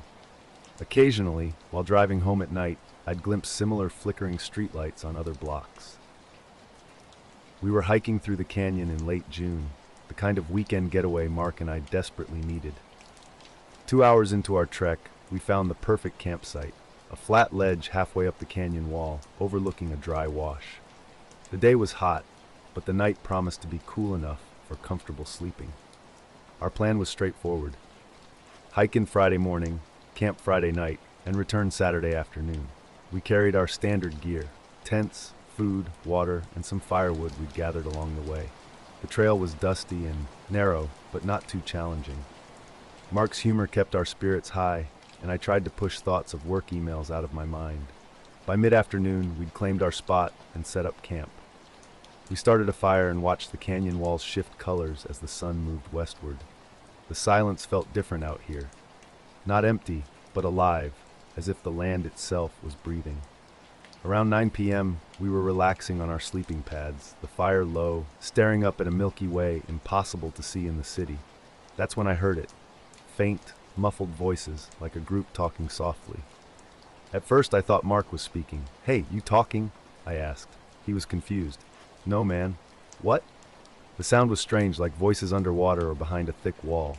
It wasn't coming from the canyon floor or our ledge, but seemed to be directly above us. I looked up, expecting to see campers or some source of the sound. Nothing. No flashlights, no movement, just stars and sky. The noise wasn't wind or animal sounds, and it didn't match any echo from below. It was right above our heads, clear and distinct. The rest of the neighborhood looks normal, and no one else seems to care. I still don't know what it was, what I heard, what I saw, but it was real enough to make me question everything about that quiet place. The silence and those strange, unexplained sounds no one else noticed. We were out in the canyon, the fire dying down, when things started getting strange. At first, the silence crept in, and then those muffled voices began. They weren't clear, just a jumble of distant sounds, like multiple conversations blending together. Maybe 5 or 6 seconds of indistinct noise before everything went quiet again. I whispered to Mark, "Did you hear that?" He nodded, his face pale. Trying to lighten the mood, I joked about aliens. Mark's nervous laugh told me he was more unsettled than he wanted to admit. After that, we didn't talk much. The darkness felt heavy, and I kept looking up, scanning the sky for something. Later that night, I discovered my emergency weather radio was completely dead. The screen was black, no matter how many times I tried switching it on and off. Mark's phone had no signal, which wasn't unusual, but the radio always worked out here. Something felt off. Morning brought normality back. Sunlight warmed the canyon, birds sang their usual songs. We packed up and started hiking out, but Mark kept looking over his shoulder, like we were being watched. The return trip was unusually silent. I tried rationalizing it. Maybe canyon acoustics were playing tricks, or we were just tired. But those voices from the night before lingered, feeling distinctly out of place. To this day, I can't explain what we heard. Was it some atmospheric phenomenon, distant wildlife, hidden people, or something else entirely? It remains a mystery, the only unexplained sound I've ever encountered. This wasn't my first weird experience. Just weeks earlier, I'd been working a late-night pizza delivery shift outside Portland. It was early October, with that damp chill that seems to penetrate everything. The suburban streets were empty, lined with maple trees dropping leaves. My radio played softly as I drove, tires occasionally crunching fallen foliage. The neighborhood was quiet, houses set back on large lots, porch lights extinguished. I was driving my usual delivery route, just another late-night shift, when something caught my eye about halfway down the block. A small dark shape hung near the road's edge, maybe 20 feet ahead and about 6 or 7 feet above the ground. At first, I thought it was a drone, maybe some kid playing around after dark. I slowed the car and watched. The object remained completely motionless, unlike any drone I'd seen before. No blinking lights, no movement. I rolled down the window and cut the radio, wanting to hear if it made any end. Silence. Total, absolute silence. For about 20 seconds, it just hung there. Then it started rotating, slowly at first, with an eerily smooth and precise movement. Not like a drone bobbing in the wind, but something deliberate, almost like it was scanning the area. I was still trying to convince myself it was some new drone model, but something felt off. Without warning, it shot straight up, vertically, like someone had pressed a supernatural fast-forward button. No sound, no buzzing, just a clean, impossible ascent that defied everything I knew about flying objects. In an instant, it vanished into a thin layer of wispy clouds. One moment present, the next completely gone. I sat there, heart racing, staring at the gray sky. The clouds were too thin to swallow anything whole. Nothing made sense. I continued my deliveries, but a strange feeling lingered, like something was watching me. Strange occurrences started happening. Headlights would appear behind me, but when I looked back, the road was empty. At home, I told my roommate Dan, who just laughed it off. That night, a faint humming came through the apartment walls. Each time I investigated, nothing was out of place. Doors and windows were locked tight. Over the next few days, small oddities emerged. A kitchen drawer slightly open when I was certain I'd closed it. A book mysteriously repositioned on the shelf. Nothing suggested a break-in, but enough to make me constantly glance over my shoulder, wondering what was really going on. I was flying a small single-engine Cessna late one night in July, cruising westbound over Oregon's outskirts at about 5,500 feet. The sky was clear, the air smooth, and the day's heat still lingered in the cabin. Just another routine night cross-country flight to keep my license current. Around 11:15 p.m., something caught my eye out the left window. At first, I thought it was another plane, but something felt off. The shape wasn't right. Dark, almost completely black against the night sky. No navigation lights, no strobes, no sound. The kind of silence that stands out when everything else sounds completely normal. I shifted my gaze to get a better look. The object was maybe 300 yards away, flying alongside me and matching my speed perfectly. But what really struck me was how it moved. It wasn't flying like a normal aircraft. The thing tilted sharply, banking into turns no regular plane could manage. Its movement was smooth and steady, almost like it was slipping through the air on its own terms. I glanced down at my instruments, triple-checking everything. Airspeed, altitude, all normal. No erratic readings, no turbulence. When I looked back, the shape was still there, still moving with me. I tried to radio it in. Cessna N8453P to unknown traffic. Identify yourself. I hit the transmit button 3 times, but got nothing. No call sign, no response, not even static. Then in that moment of expectation, it disappeared. 1 second it was there, the next, gone. Not fading, not flying off into the distance. Just vanished like it never existed. The cockpit felt different. The quiet seemed heavier, the air thicker. I double-checked everything, windows, instruments, fuel gauge, all normal. My heart was racing, but I stayed calm. I radioed Portland Approach to report the sighting. They confirmed no other traffic on radar, no unidentified objects. When I gave them my position again and asked about anything unusual, they said I must have imagined it.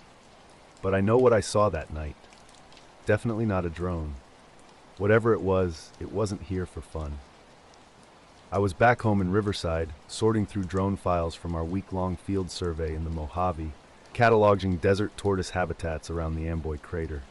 The landscape was nothing but heat and dust, miles from any highway. Most of the footage was routine, just boring flyover shot, but one clip made me stop. Everything was unnaturally still. No wind, no birds, not a single rabbit crossing the rocks. It was recorded around 6:40 a.m., just as the sun was starting to stretch shadows thin. While skipping through 5-second jumps, something caught my eye. A shadow glided across the rocks from left to right. It was big, perfectly round, smooth as glass, like a pitch-black spotlight. Moving slowly, maybe 10 feet every second, completely silent. No objects in the sky, nothing above it. I paused, scrolled back, played again. A perfect circle, about 20 feet wide, sliding across the landscape. It didn't match the sun's angle or shape. This wasn't a drone. I know our shadows, and this was different. The GPS timestamp confirmed it was during a solo flight, with no other team members around. I initially thought it might be a lens issue. I've seen weird lens flares and digital glitches before, but this was no digital artifact. It was something else entirely. This reminded me of other strange encounters. Pilots at my local flying club had shared similar stories. One described a dark shape moving in ways nothing else could. Another mentioned unexplained radio static during a night flight. During my own flights, I sometimes catch glimpses of something moving at impossible angles, always just at the edge of the lights, always silent. I reported the incident to the FAA after my initial sighting. They brushed it off with standard explanations about optical illusions and atmospheric conditions. But I can't shake the feeling that something is out there, watching. The drone footage haunted me. A shadow had passed behind a boulder, partially disappearing and then reappearing on the other side. It seemed to have depth, interacting with the terrain in a way that didn't make sense.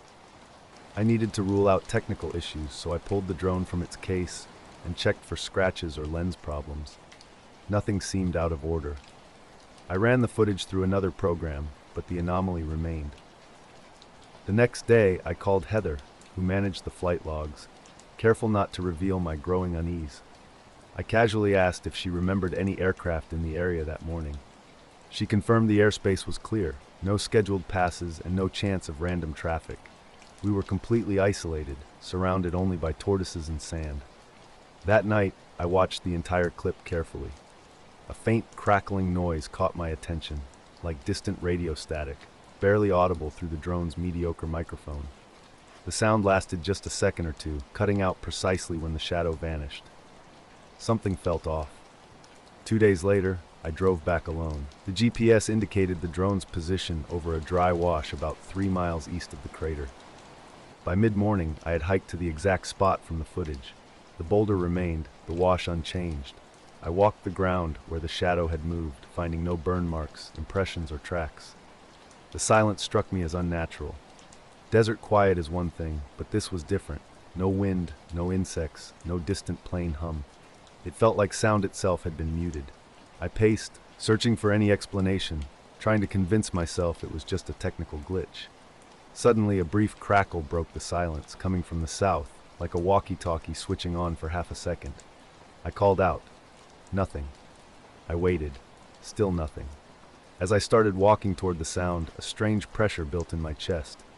The air felt heavy, wrong. Something told me to stop. I turned back to the truck, leaving whatever mystery lingered there unresolved. I first noticed something unusual in a drone video I couldn't explain. The footage haunted me. I replayed it dozens of times, even showing my brother who had experience with survey drones. He barely glanced at it, muttering that it wasn't from my drone, beflight, or handing it back without further comment. Weeks later, while organizing clips from a Barstow trip, I spotted something unsettling. During another early morning flight, the drone camera suddenly stuttered. Not a technical glitch, but a brief dip. A round shadow swept in from the top left, just a corner visible, about 5 feet across. It vanished before the drone completed its pass. Checking the logs revealed no scheduled air traffic or other drones. This flight was over 60 miles from the first, with a different team and week. Driven by curiosity, I began reviewing older footage from months prior. 2 additional clips caught my attention, one from Arizona, another near Ridgecrest, both featuring strange audio static and sudden camera movements. No visible shadows appeared, but the pattern was eerily similar. Silent mornings, brief audio crackles, and tiny gimbal shifts. I kept these observations to myself. In my line of work, reporting mysterious desert shadows would damage my professional credibility. This was how I paid rent, after all. Then last week, everything changed. We were testing a thermal rig near Goffs on a scorching late afternoon. With 2 grad students, I launched a final drone flight to capture overhead imagery before the light deteriorated. 3 minutes into the flight, the video feed cut to black for 2 seconds before returning. The drone showed no errors and maintained its position. That evening, reviewing the footage revealed something extraordinary. The black frame wasn't empty. A dark dome filled almost the entire screen, with faint terrain edges visible around its perimeter. Despite the drone's consistent flight path, it appeared to have passed beneath something in what should have been open sky. The static persisted, whispering of something unexplained. We were out on the lake late that night, just me and Jake, doing what we usually did on weekends when we wanted to escape everything. The night was cold but not freezing, and we sat on the back bench of our little motorboat, lines in the water waiting for a bite. Stars shone so brightly they seemed almost close enough to touch, and the water looked like glass, perfectly still and smooth. The only sounds were the occasional plop of a bobber or a fish nibbling, and the soft creaking of the boat. Jake went quiet, staring out over the water behind us. I followed his gaze, wondering if he'd spotted something, maybe a bird or a fish jumping. Then we heard it, a splash, sudden and heavy, like something big hitting the water right behind us. But something was off. There was no ripple, no movement. The surface remained perfectly smooth, as if the water had made a sound without actually moving. It didn't make sense. Jake asked, "Did you hear that?" I nodded, feeling uneasy. We stayed still, expecting something to break the water's surface. Then came a low, steady droning sound from beneath the boat. This wasn't like any engine noise or typical nature sounds. It was deep, almost a vibration you could feel through your bones, constant and unchanging. I asked Jake if he heard it. He nodded, his eyes wide. We sat in silence, just listening. The droning continued for several minutes. Since that night, I haven't flown. I told the team it was an equipment malfunction that needed recalibration. But the truth is, I still don't understand what I'm seeing. Shadows that move without light, appearing where nothing exists. They're showing up more frequently now, always in the middle of nowhere, always when it's quiet, always watching from above. They buzzed for exactly 1.8 seconds, then vanished. The lake was pitch black that night, with the moon hidden behind thick clouds. Jake and I were out on the water, surrounded by darkness. A low, constant droning sound seemed to be coming from everywhere and nowhere at once, just beneath our boat. I swept the area the Jake's small flashlight, scanning the water for any sign of movement, but saw nothing. After about 5 minutes, the sound abruptly stopped. No gradual fade, just complete silence. The sudden quiet felt even more unsettling. Without discussing why, I told Jake we needed to head back. Something felt off. As Jake started the motor, the water around us remained unnaturally still. No ripples, no splashes, nothing stirred. Normally, even the slightest boat movement would create some disturbance, but the lake seemed frozen, like it was holding its breath. Jake broke the silence, asking if I felt anything strange, like we were being watched. I struggled to explain the sensation. "It's not exactly fear," I told him. "More like something was just beneath the surface. Something that didn't want to be noticed, but also didn't want to be ignored." Midway back to shore, the boat's GPS screen flickered and went blank for a few seconds. That's when my unease really kicked in. The screen returned to normal, but the glitch added another layer of weirdness to an already strange situation. Stepping onto the dock felt like a relief. The familiar creaking of wooden planks, the moonlight reflecting on the water, everything seemed normal again. We packed up quietly, avoiding discussion of what we'd experienced. On the drive home, I kept checking the rearview mirror, half expecting to see something following us. Nothing was there. That night, sleep eluded me. The low drone and mysterious splash kept replaying in my mind as if the lake was still waiting just outside. I haven't been back to that part of the lake since, and I'm not sure I want to. Late one October night, I was heading back to Kingman from Flagstaff after spending more time than planned at my cousin's kid's birthday. After helping clean up and chatting with my uncle, I didn't leave until almost 11. The drive's familiar to me, just under 2 hours, mostly along I-40 through the desert, with hardly any traffic. Nothing seemed out of the ordinary during the trip. The night was dry and cool, with a moon hanging overhead. My truck's dash cam, a UFO model with front and rear views, was running, as always. I'd installed it a few months back after a previous incident with someone running a red light. Between Seligman and Ash Fork, I passed a couple of semi-trucks, but otherwise the road was empty. An old Raymond Chandler audiobook played softly, and a Gatorade sat in the cup holder. The strangeness didn't reveal itself until I got home. Parking in the driveway and killing the engine, I gathered my things from the passenger seat. As usual, I glanced at the dash cam when shutting off the truck. Something was off. The screen was frozen on a single frame, black road, starry sky, with a timestamp reading 12381, while my truck's clock showed 1240. This discrepancy bothered me. The camera typically syncs its time with GPS, so it should have matched the truck's clock that I'd set that morning.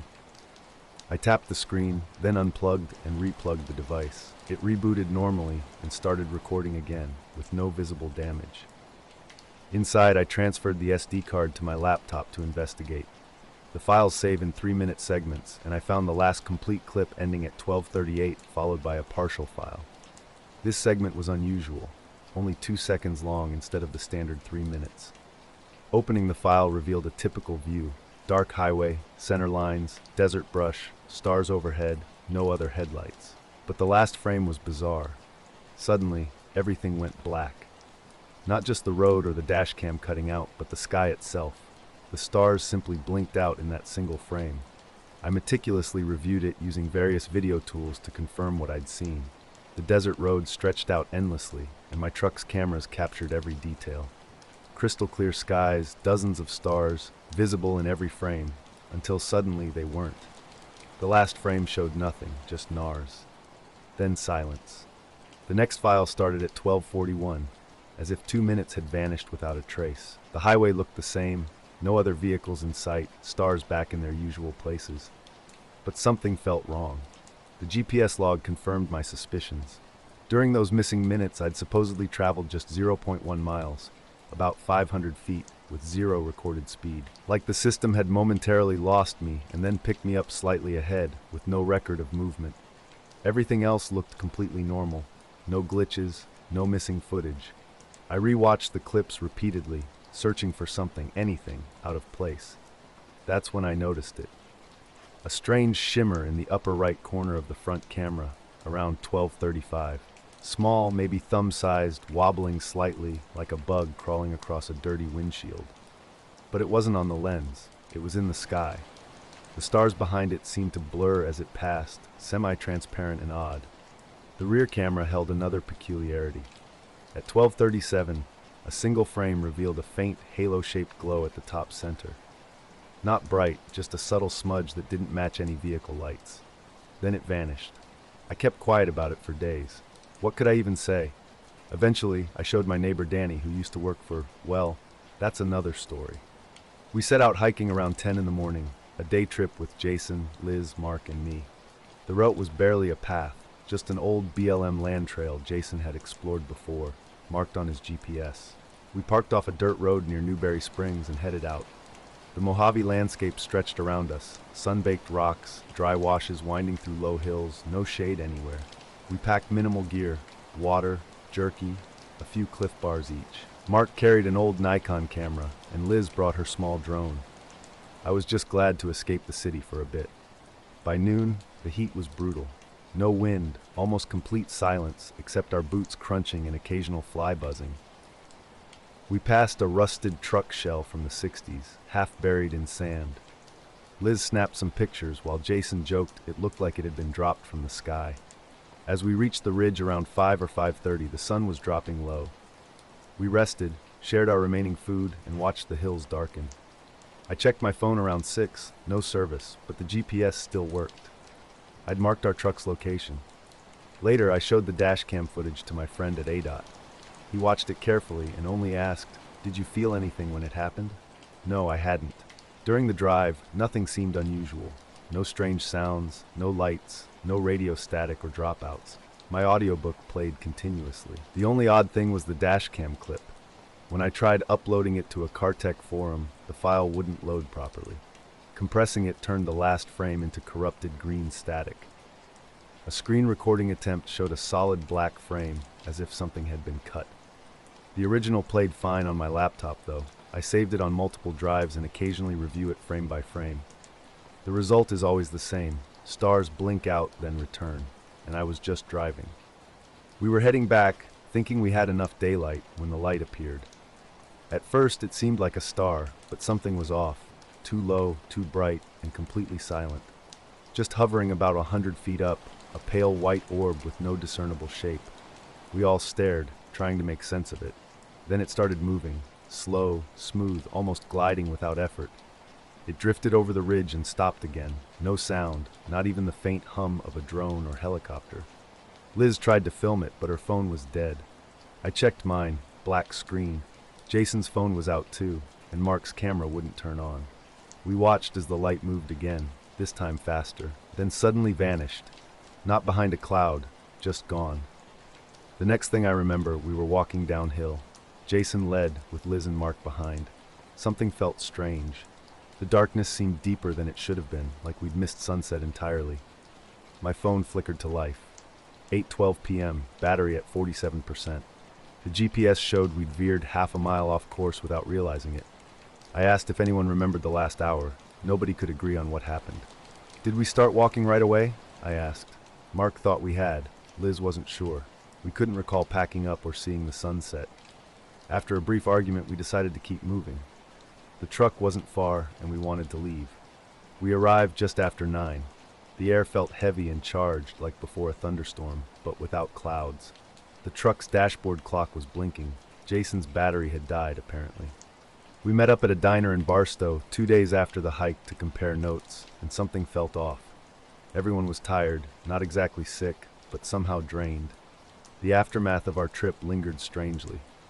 Jason mentioned hearing a high-pitched hum at night. Liz's smartwatch had stopped syncing with her phone. Mark started getting nosebleeds, which was unusual for him, and I kept waking up precisely at 2:17 a.m. every night for a week. Our car had been acting weird that day too, though the dome light still worked. We jump-started it using Mark's jumper pack and left quickly. Later, I checked my phone's GPS history and found something odd. A gap between 6:08 and 7:55 where the trail line simply stopped, then resumed further down the ridge heading back toward the road. I also reviewed the health data, steps, elevation, everything. It was as if we hadn't moved at all during that time. No movement, no heart rate changes, nothing. Liz claimed she'd filmed the light before her phone died, but the video was gone, just a corrupted file labeled DCIM1123 that wouldn't open. Mark's camera had one photo, just a white blur, which he didn't remember taking. Eventually, things returned to normal. Phones worked, cameras worked. We stopped discussing it, not because we forgot, but because we couldn't explain what happened. None of us have returned to the Mojave since. I was driving west on Highway 95, about 30 miles south of Tonopah, just past midnight. I'd left El Ili after a late dinner with my cousin, planning to stop in Bay for the night. The road was quiet, no other cars for miles, with only dashboard lights and high beams illuminating the cracked black top. I knew this route well from years of running deliveries, sometimes sleeping in my truck.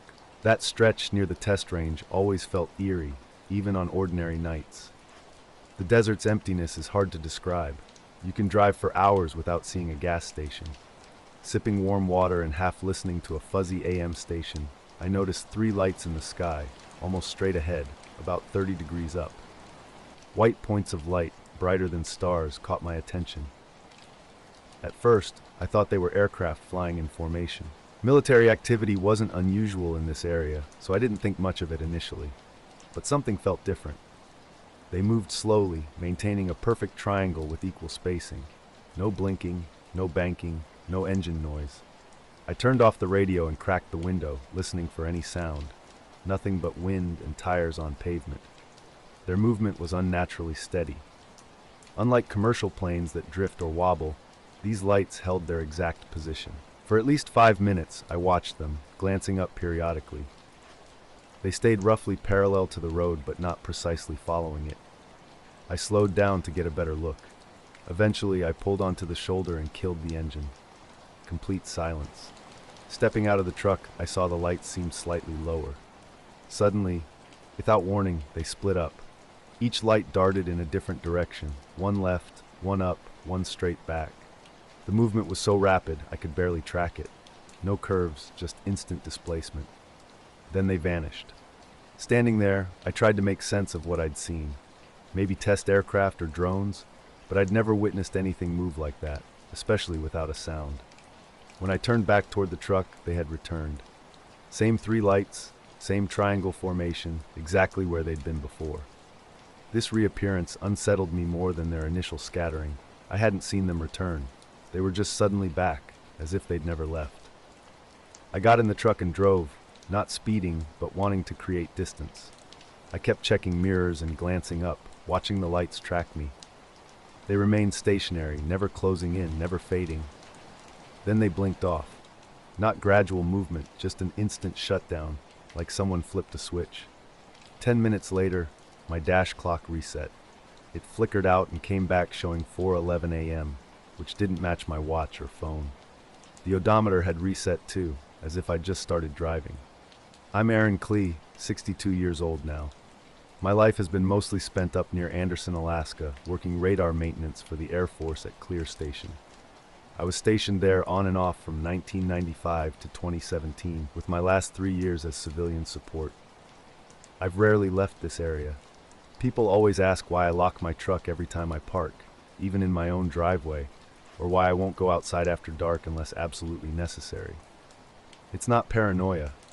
I don't think something's gonna leap out of the woods and grab me. I just don't feel right out there anymore.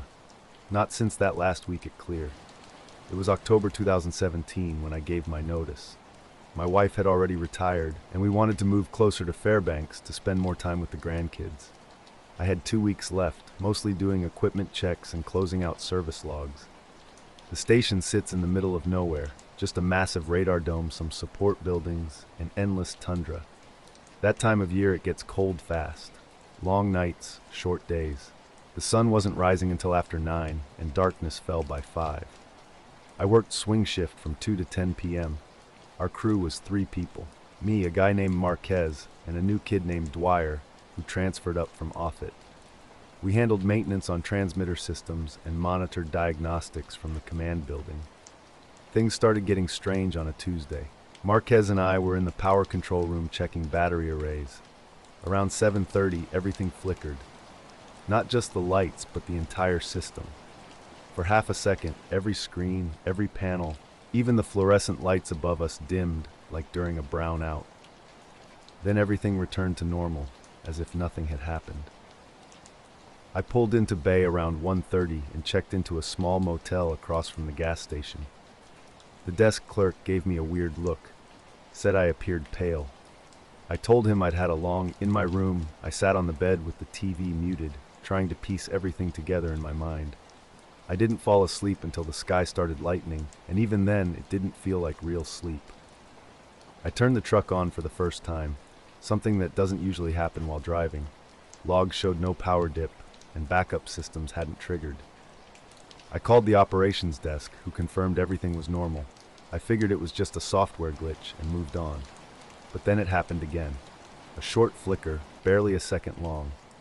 This time, a radar diagnostic panel froze and needed a manual reboot about 20 minutes later. Marquez and I both witnessed it. We exchanged a look and got to work silently.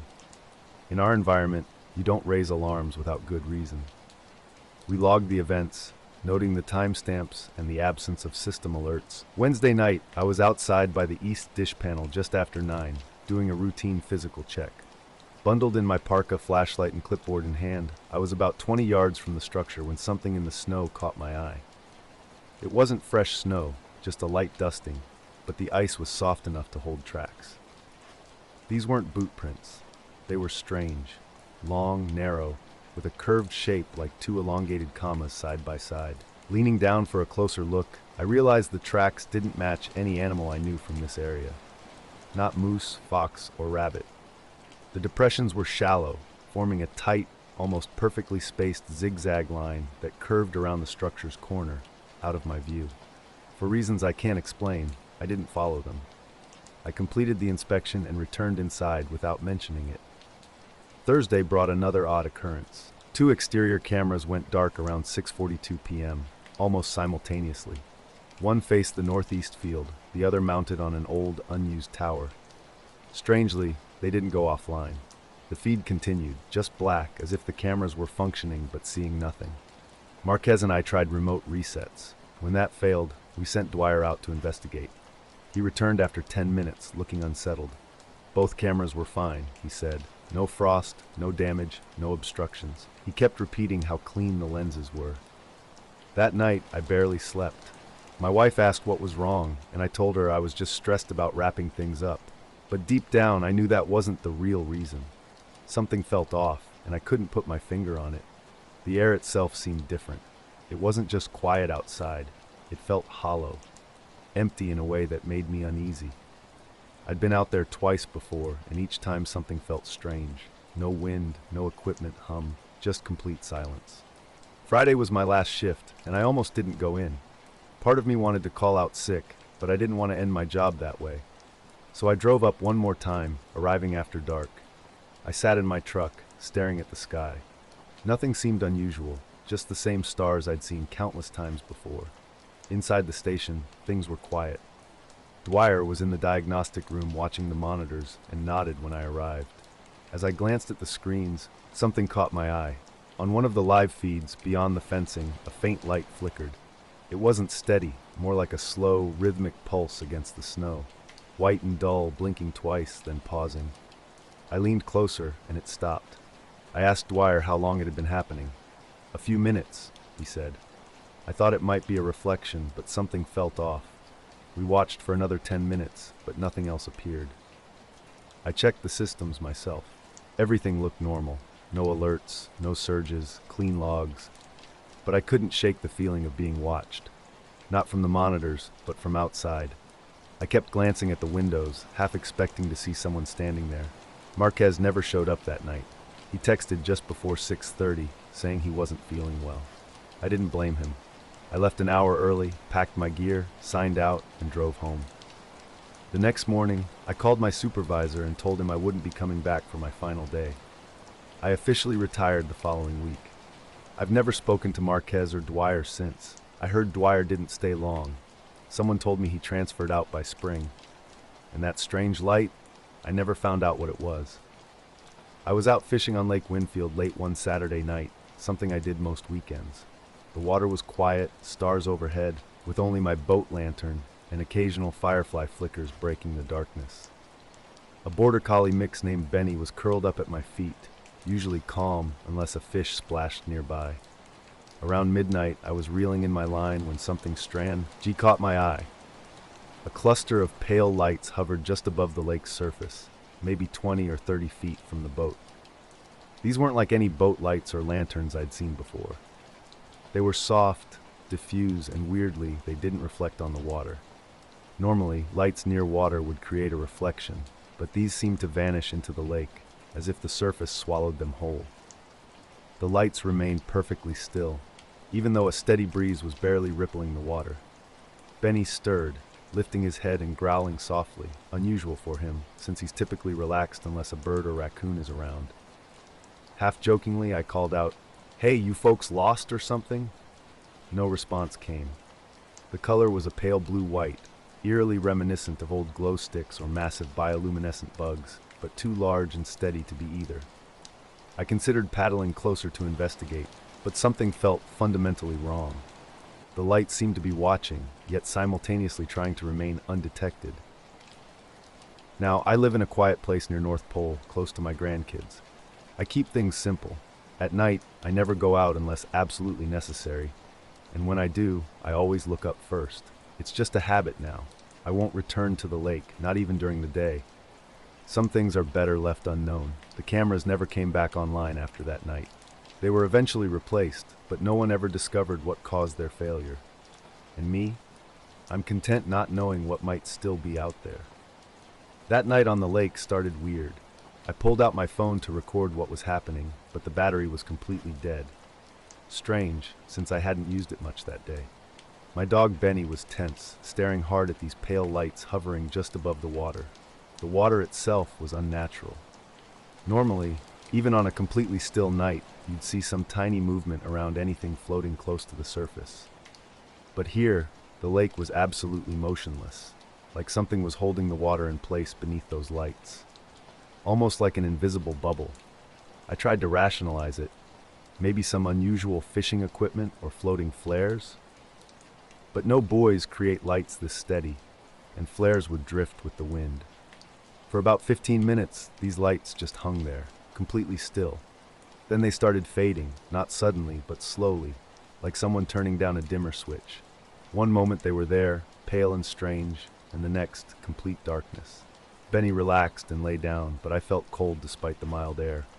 On our way back to the dock, I kept glancing back, half expecting the lights to reappear. Nothing did. The night returned to normal, water lapping, frogs calling. The next day, I asked other local fishermen about what I'd seen. No one reported anything unusual.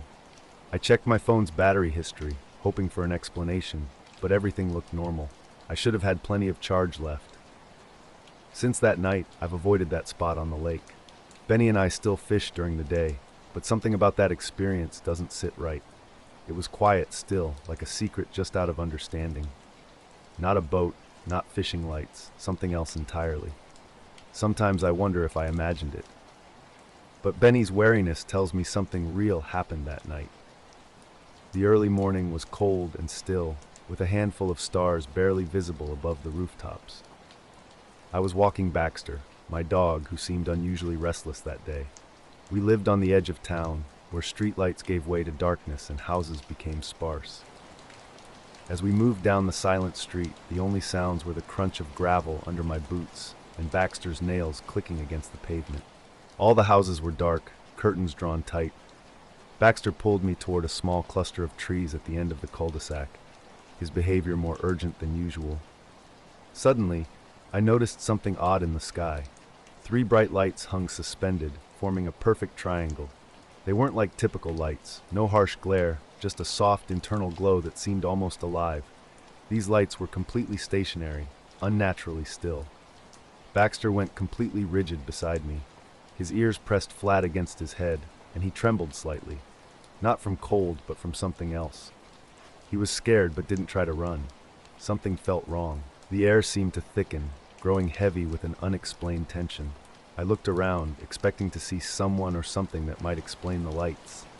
But the street remained empty. No cars, no people, just a faint rustle of leaves in a barely there breeze. Baxter's eyes remained fixed on the sky, wide and unblinking. I tried to rationalize what I was seeing. Maybe it was a reflection, a new type of drone, or a radio tower. But squinting into the blackness revealed nothing behind the lights. They simply existed, suspended in the pre-dawn darkness. After what seemed like an eternity, the lights began to fade, slowly dissolving into the night. And just like that, everything returned to normal, except for Baxter, who seemed different. He'd never been like this before, especially not near the water's edge after dark. That's all I really know. The sky was empty now, normal. But something didn't feel right. I told myself I'd imagined it all, yet Baxter's behavior was off. He stayed close, looking around like he was on alert. The street felt different after the lights vanished. The quiet wasn't peaceful anymore. It was tense, like the world was holding its breath. Slowly, the lights had faded, as if someone had turned down a dimmer switch. They grew weaker and weaker until they disappeared completely, leaving only the stars behind. Baxter looked up at me, confused, like he couldn't understand what had just happened. I unclenched my fingers on the leash and gave him a gentle squeeze. I haven't told anyone about it. Not really. People say you should call the cops or the news if you see weird lights, but this wasn't like that. It was quieter, stranger. I'm still trying to figure out what it was, but I don't have answers. Just a dog that wouldn't move, and 3 lights in a perfect triangle hanging silently above a neighborhood that wasn't ready to wake up yet. It was just another routine flight. A short night hop from Salt Lake City to Winnemucca in my trusty Cessna 182. I've done this route countless times. The air was smooth that night, visibility excellent, even with the moon still low. Around 10:15 p.m., I was cruising at 9,500 feet, steady and trimmed out. I wasn't expecting anything unusual. About 25 minutes from the Nevada line, a faint glow caught my eye off to the right. At first, I thought it was a ground light, maybe a ranch or a vehicle, but it looked too high. Leaning toward the window, I saw 3 dim white lights arranged vertically, maybe 10 or 15 miles out. They weren't moving horizontally, just slowly rising, perfectly straight. I flipped on my map light and double-checked the chart. Nothing out there. No towers, no airfields, no controlled airspace. At first I thought they might be reflections or stars, but they were too low for stars. The spacing between them didn't change as I banked to get a better angle. I keyed the mic. Salt Lake Center. This is November 785. Mike Romeo. Just checking. My radar showed 3 vertically stacked lights ascending slowly at my 10, maybe 15 degrees off nose left. I called it in. 785, Mike Romeo, Traffic at 10. A pause. Then they responded, negative. You're the only radar return in that sector.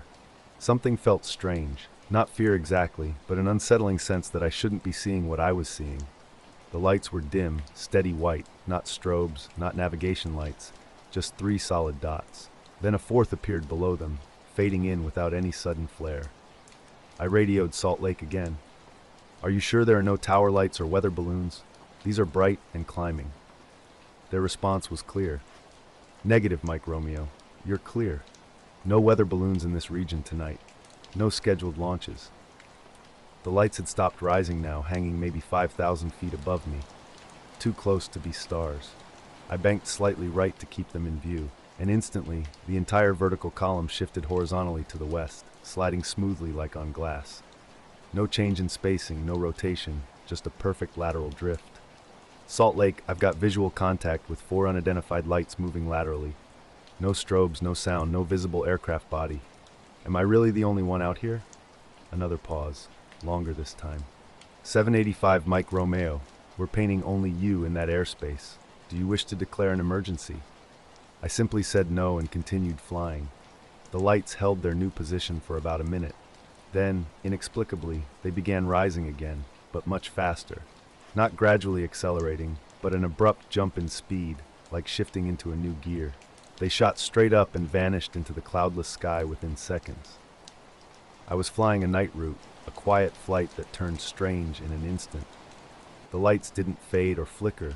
They vanished completely, leaving nothing but empty darkness. I stared at that spot for a long time, and the center remained silent, seemingly waiting to see if I'd respond. I didn't. Landing just after 11:30, I found the hangar dark and windless. No one was around. I secured the plane, got in my truck, and drove straight to the motel without touching my gear. The next morning, odd details emerged.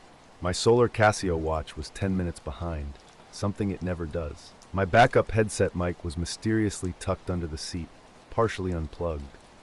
My knee board, which I always clipped to my leg during flight, now sat on the passenger floor. These weren't impossible occurrences, but they were out of place. I distinctly remembered checking my time before seeing those lights, clipping the board to my knee, coiling my headset cord as usual. Something had shifted. I've only shared this with one trusted pilot. He didn't mock me or offer explanations. He simply listened, nodded, and mentioned seeing similar strange lights in that area multiple times. Since then, I haven't flown that route at night again. Our family camping trip was in late August, near Black Rock Desert, just north of Reno. The daytime heat was dry and bearable, and nights cooled quickly. Heather and I brought our kids, Ellie and Josh, seeking a more remote experience than typical campgrounds. We found a perfect spot near a dry lake bed, close enough to the playa to stargaze without light interference. No cell service, no other campers, the nearest paved road 40 minutes away.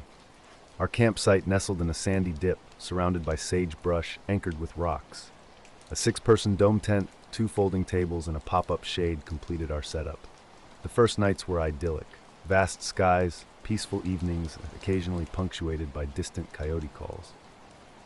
We cooked on the camp stove, roasted marshmallows, played cards, a classic family camping experience. The night had settled in quietly after dinner, with a wind that wasn't fierce but just strong enough to make the tent walls flex. We tightened the guidelines before bed, listening to the strange sound rushing over the lake bed, a low, constant hum that seemed to rise from the terrain's flat surface. After zipping in around 10, Heather and I lay in the middle with the kids on either side. The lantern was off, and stars peeked through the mesh overhead.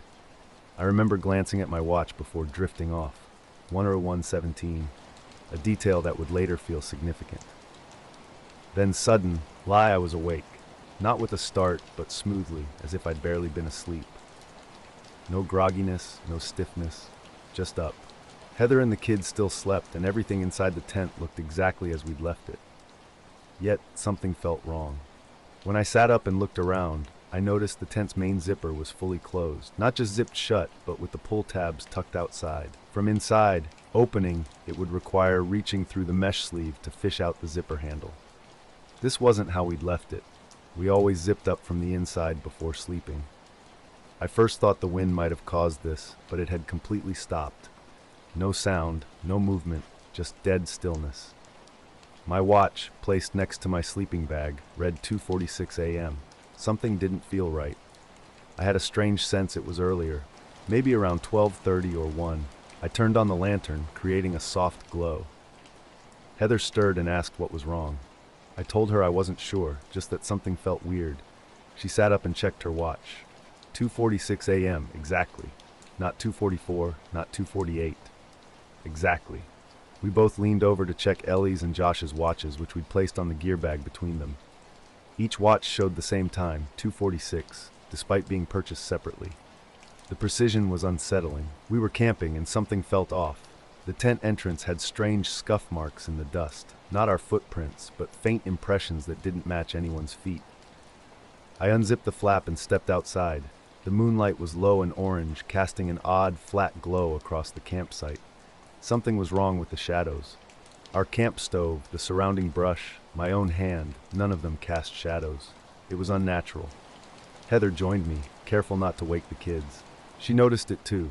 The absolute silence was eerie. No wind, no insects, no distant coyotes, just stillness. Then we saw it, a faint, hazy light hovering about 20 feet above the lake bed. It was roughly the size of a car hood, pale and steady, with no visible source.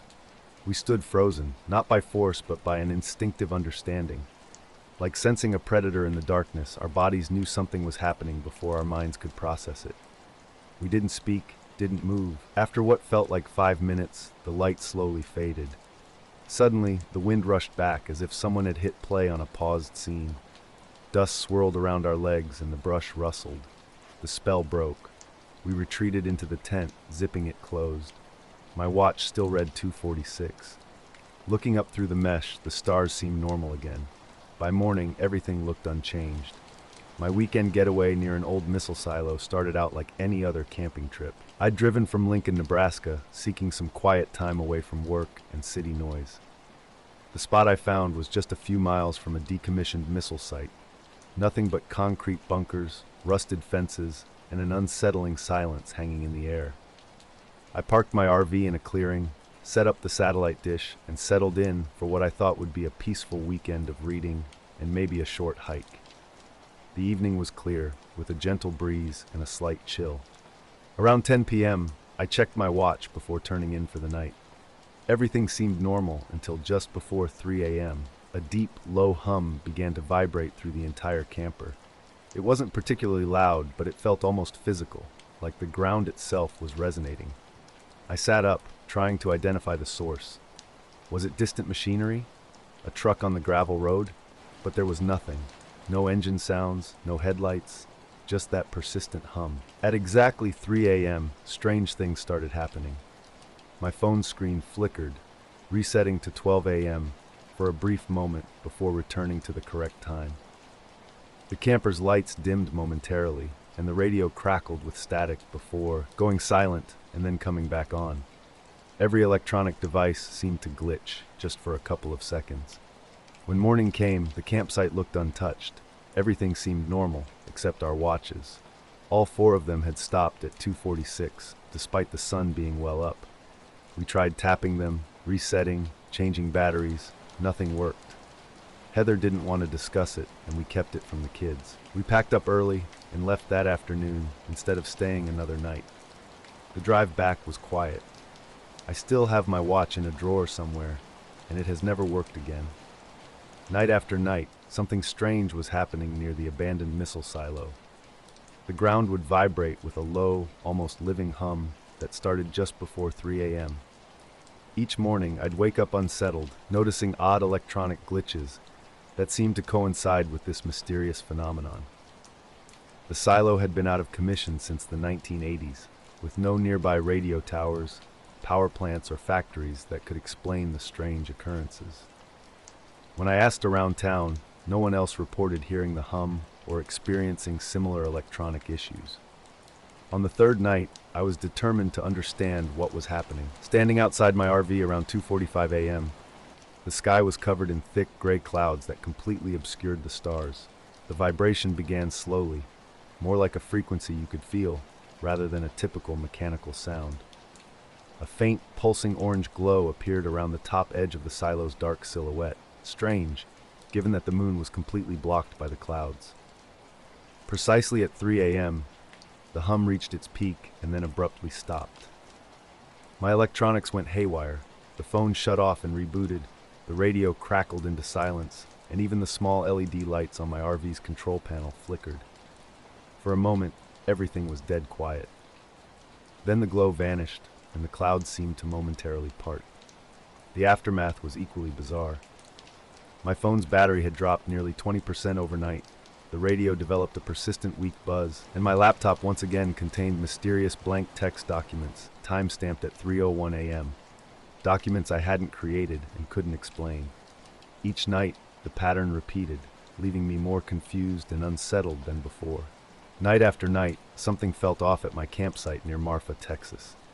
The landscape was typical desert, flat, dry ground with scrub brush and hard pan dirt, miles from anything. I'd parked my truck off a 2-track road and set up camp in an area surrounded by old silos and trees. The first hint of strangeness came with a blank file time-stamped at 3:01 a.m.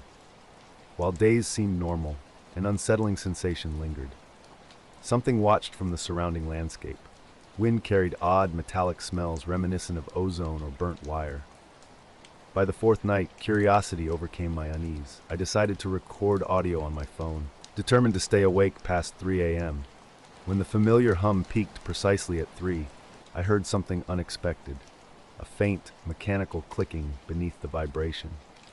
Steady and rhythmic, it didn't resemble any natural sound. A quick glance out the window caught a fleeting shadow near the silo's edge. It vanished when I blinked. Though tempted to leave, I remained intrigued. What could explain these phenomena? My research into military sites and electromagnetic fields offered no satisfactory answers. The fifth night brought more intense experiences.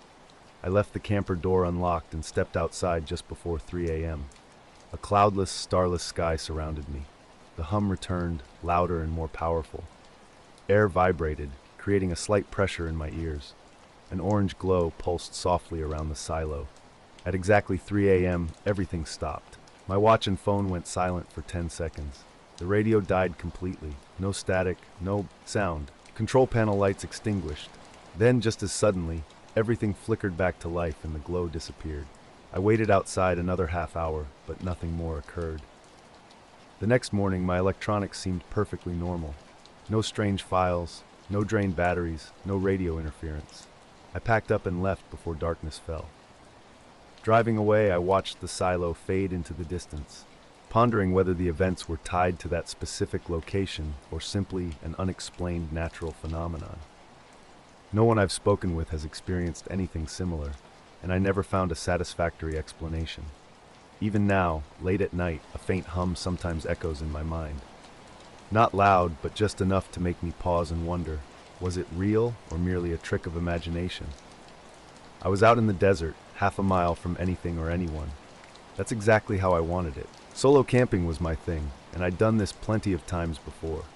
My small tent with its mesh roof let me watch the stars, and I always packed water, some food, and a satellite phone for emergencies. This particular night was typical, dry and windy. The wind died down after sunset, and I spent time stargazing. The Milky Way was crystal clear, with a few meteors streaking across the sky. I remember how incredibly quiet everything was. No insects, no coyotes, just absolute silence. I fell asleep around 11 without my watch and with my phone off to save battery. When I woke up later, the darkness was intense, the kind that feels heavy and oppressive. At first, nothing seemed wrong, but then I realized the stillness was unnatural. The desert is never this silent. Usually, you hear something, an owl, a distant dog, your own breathing. But now, complete silence, like someone had muffled the entire world. Curious, I grabbed my flashlight and unzipped the tent. What I saw stopped me cold. A perfect 20-foot circle surrounded my tent, the ground inside darker than the surrounding area. The scrub and brush were completely gone, replaced by blackened, bare earth. Strangely, there was no heat, no burn smell. When I touched the ground, it was cold and hard, as if something had methodically erased everything. I stood up and scanned the area. No footprints, no tracks, nothing disturbed except this precise circle. My truck sat in the distance, untouched. The ring's edge was razor sharp, like someone had used a giant compass. One side was normal desert terrain, rocks, thorny brush, pale dirt.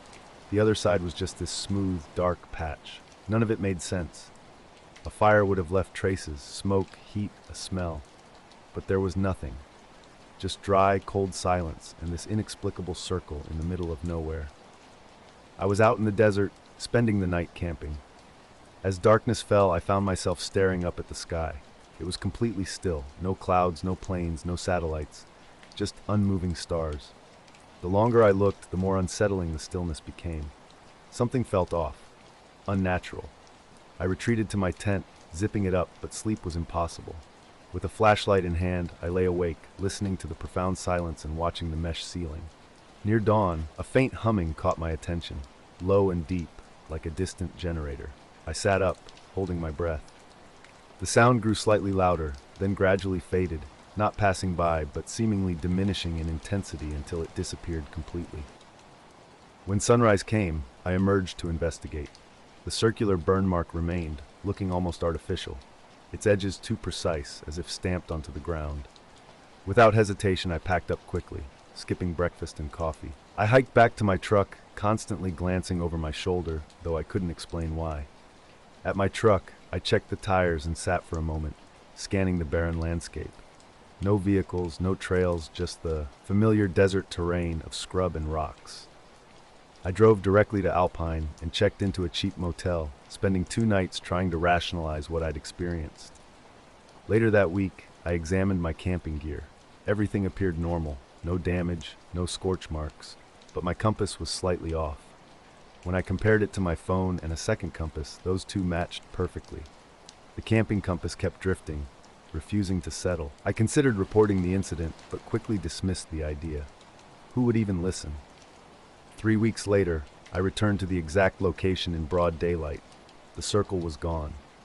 The ground was dry and cracked, typical of the desert, with a few green shoots emerging. No trace remained of that strange night. The land seemed to have forgotten its natural state. Where the fire had swept through, no new brush emerged within the burned circle. The area remained barren, as if the ground itself had been wiped clean and refused to restore what once grew there. Something about the landscape felt eerily vacant, marked by an absence that spoke of deeper disruption beyond the visible burn marks.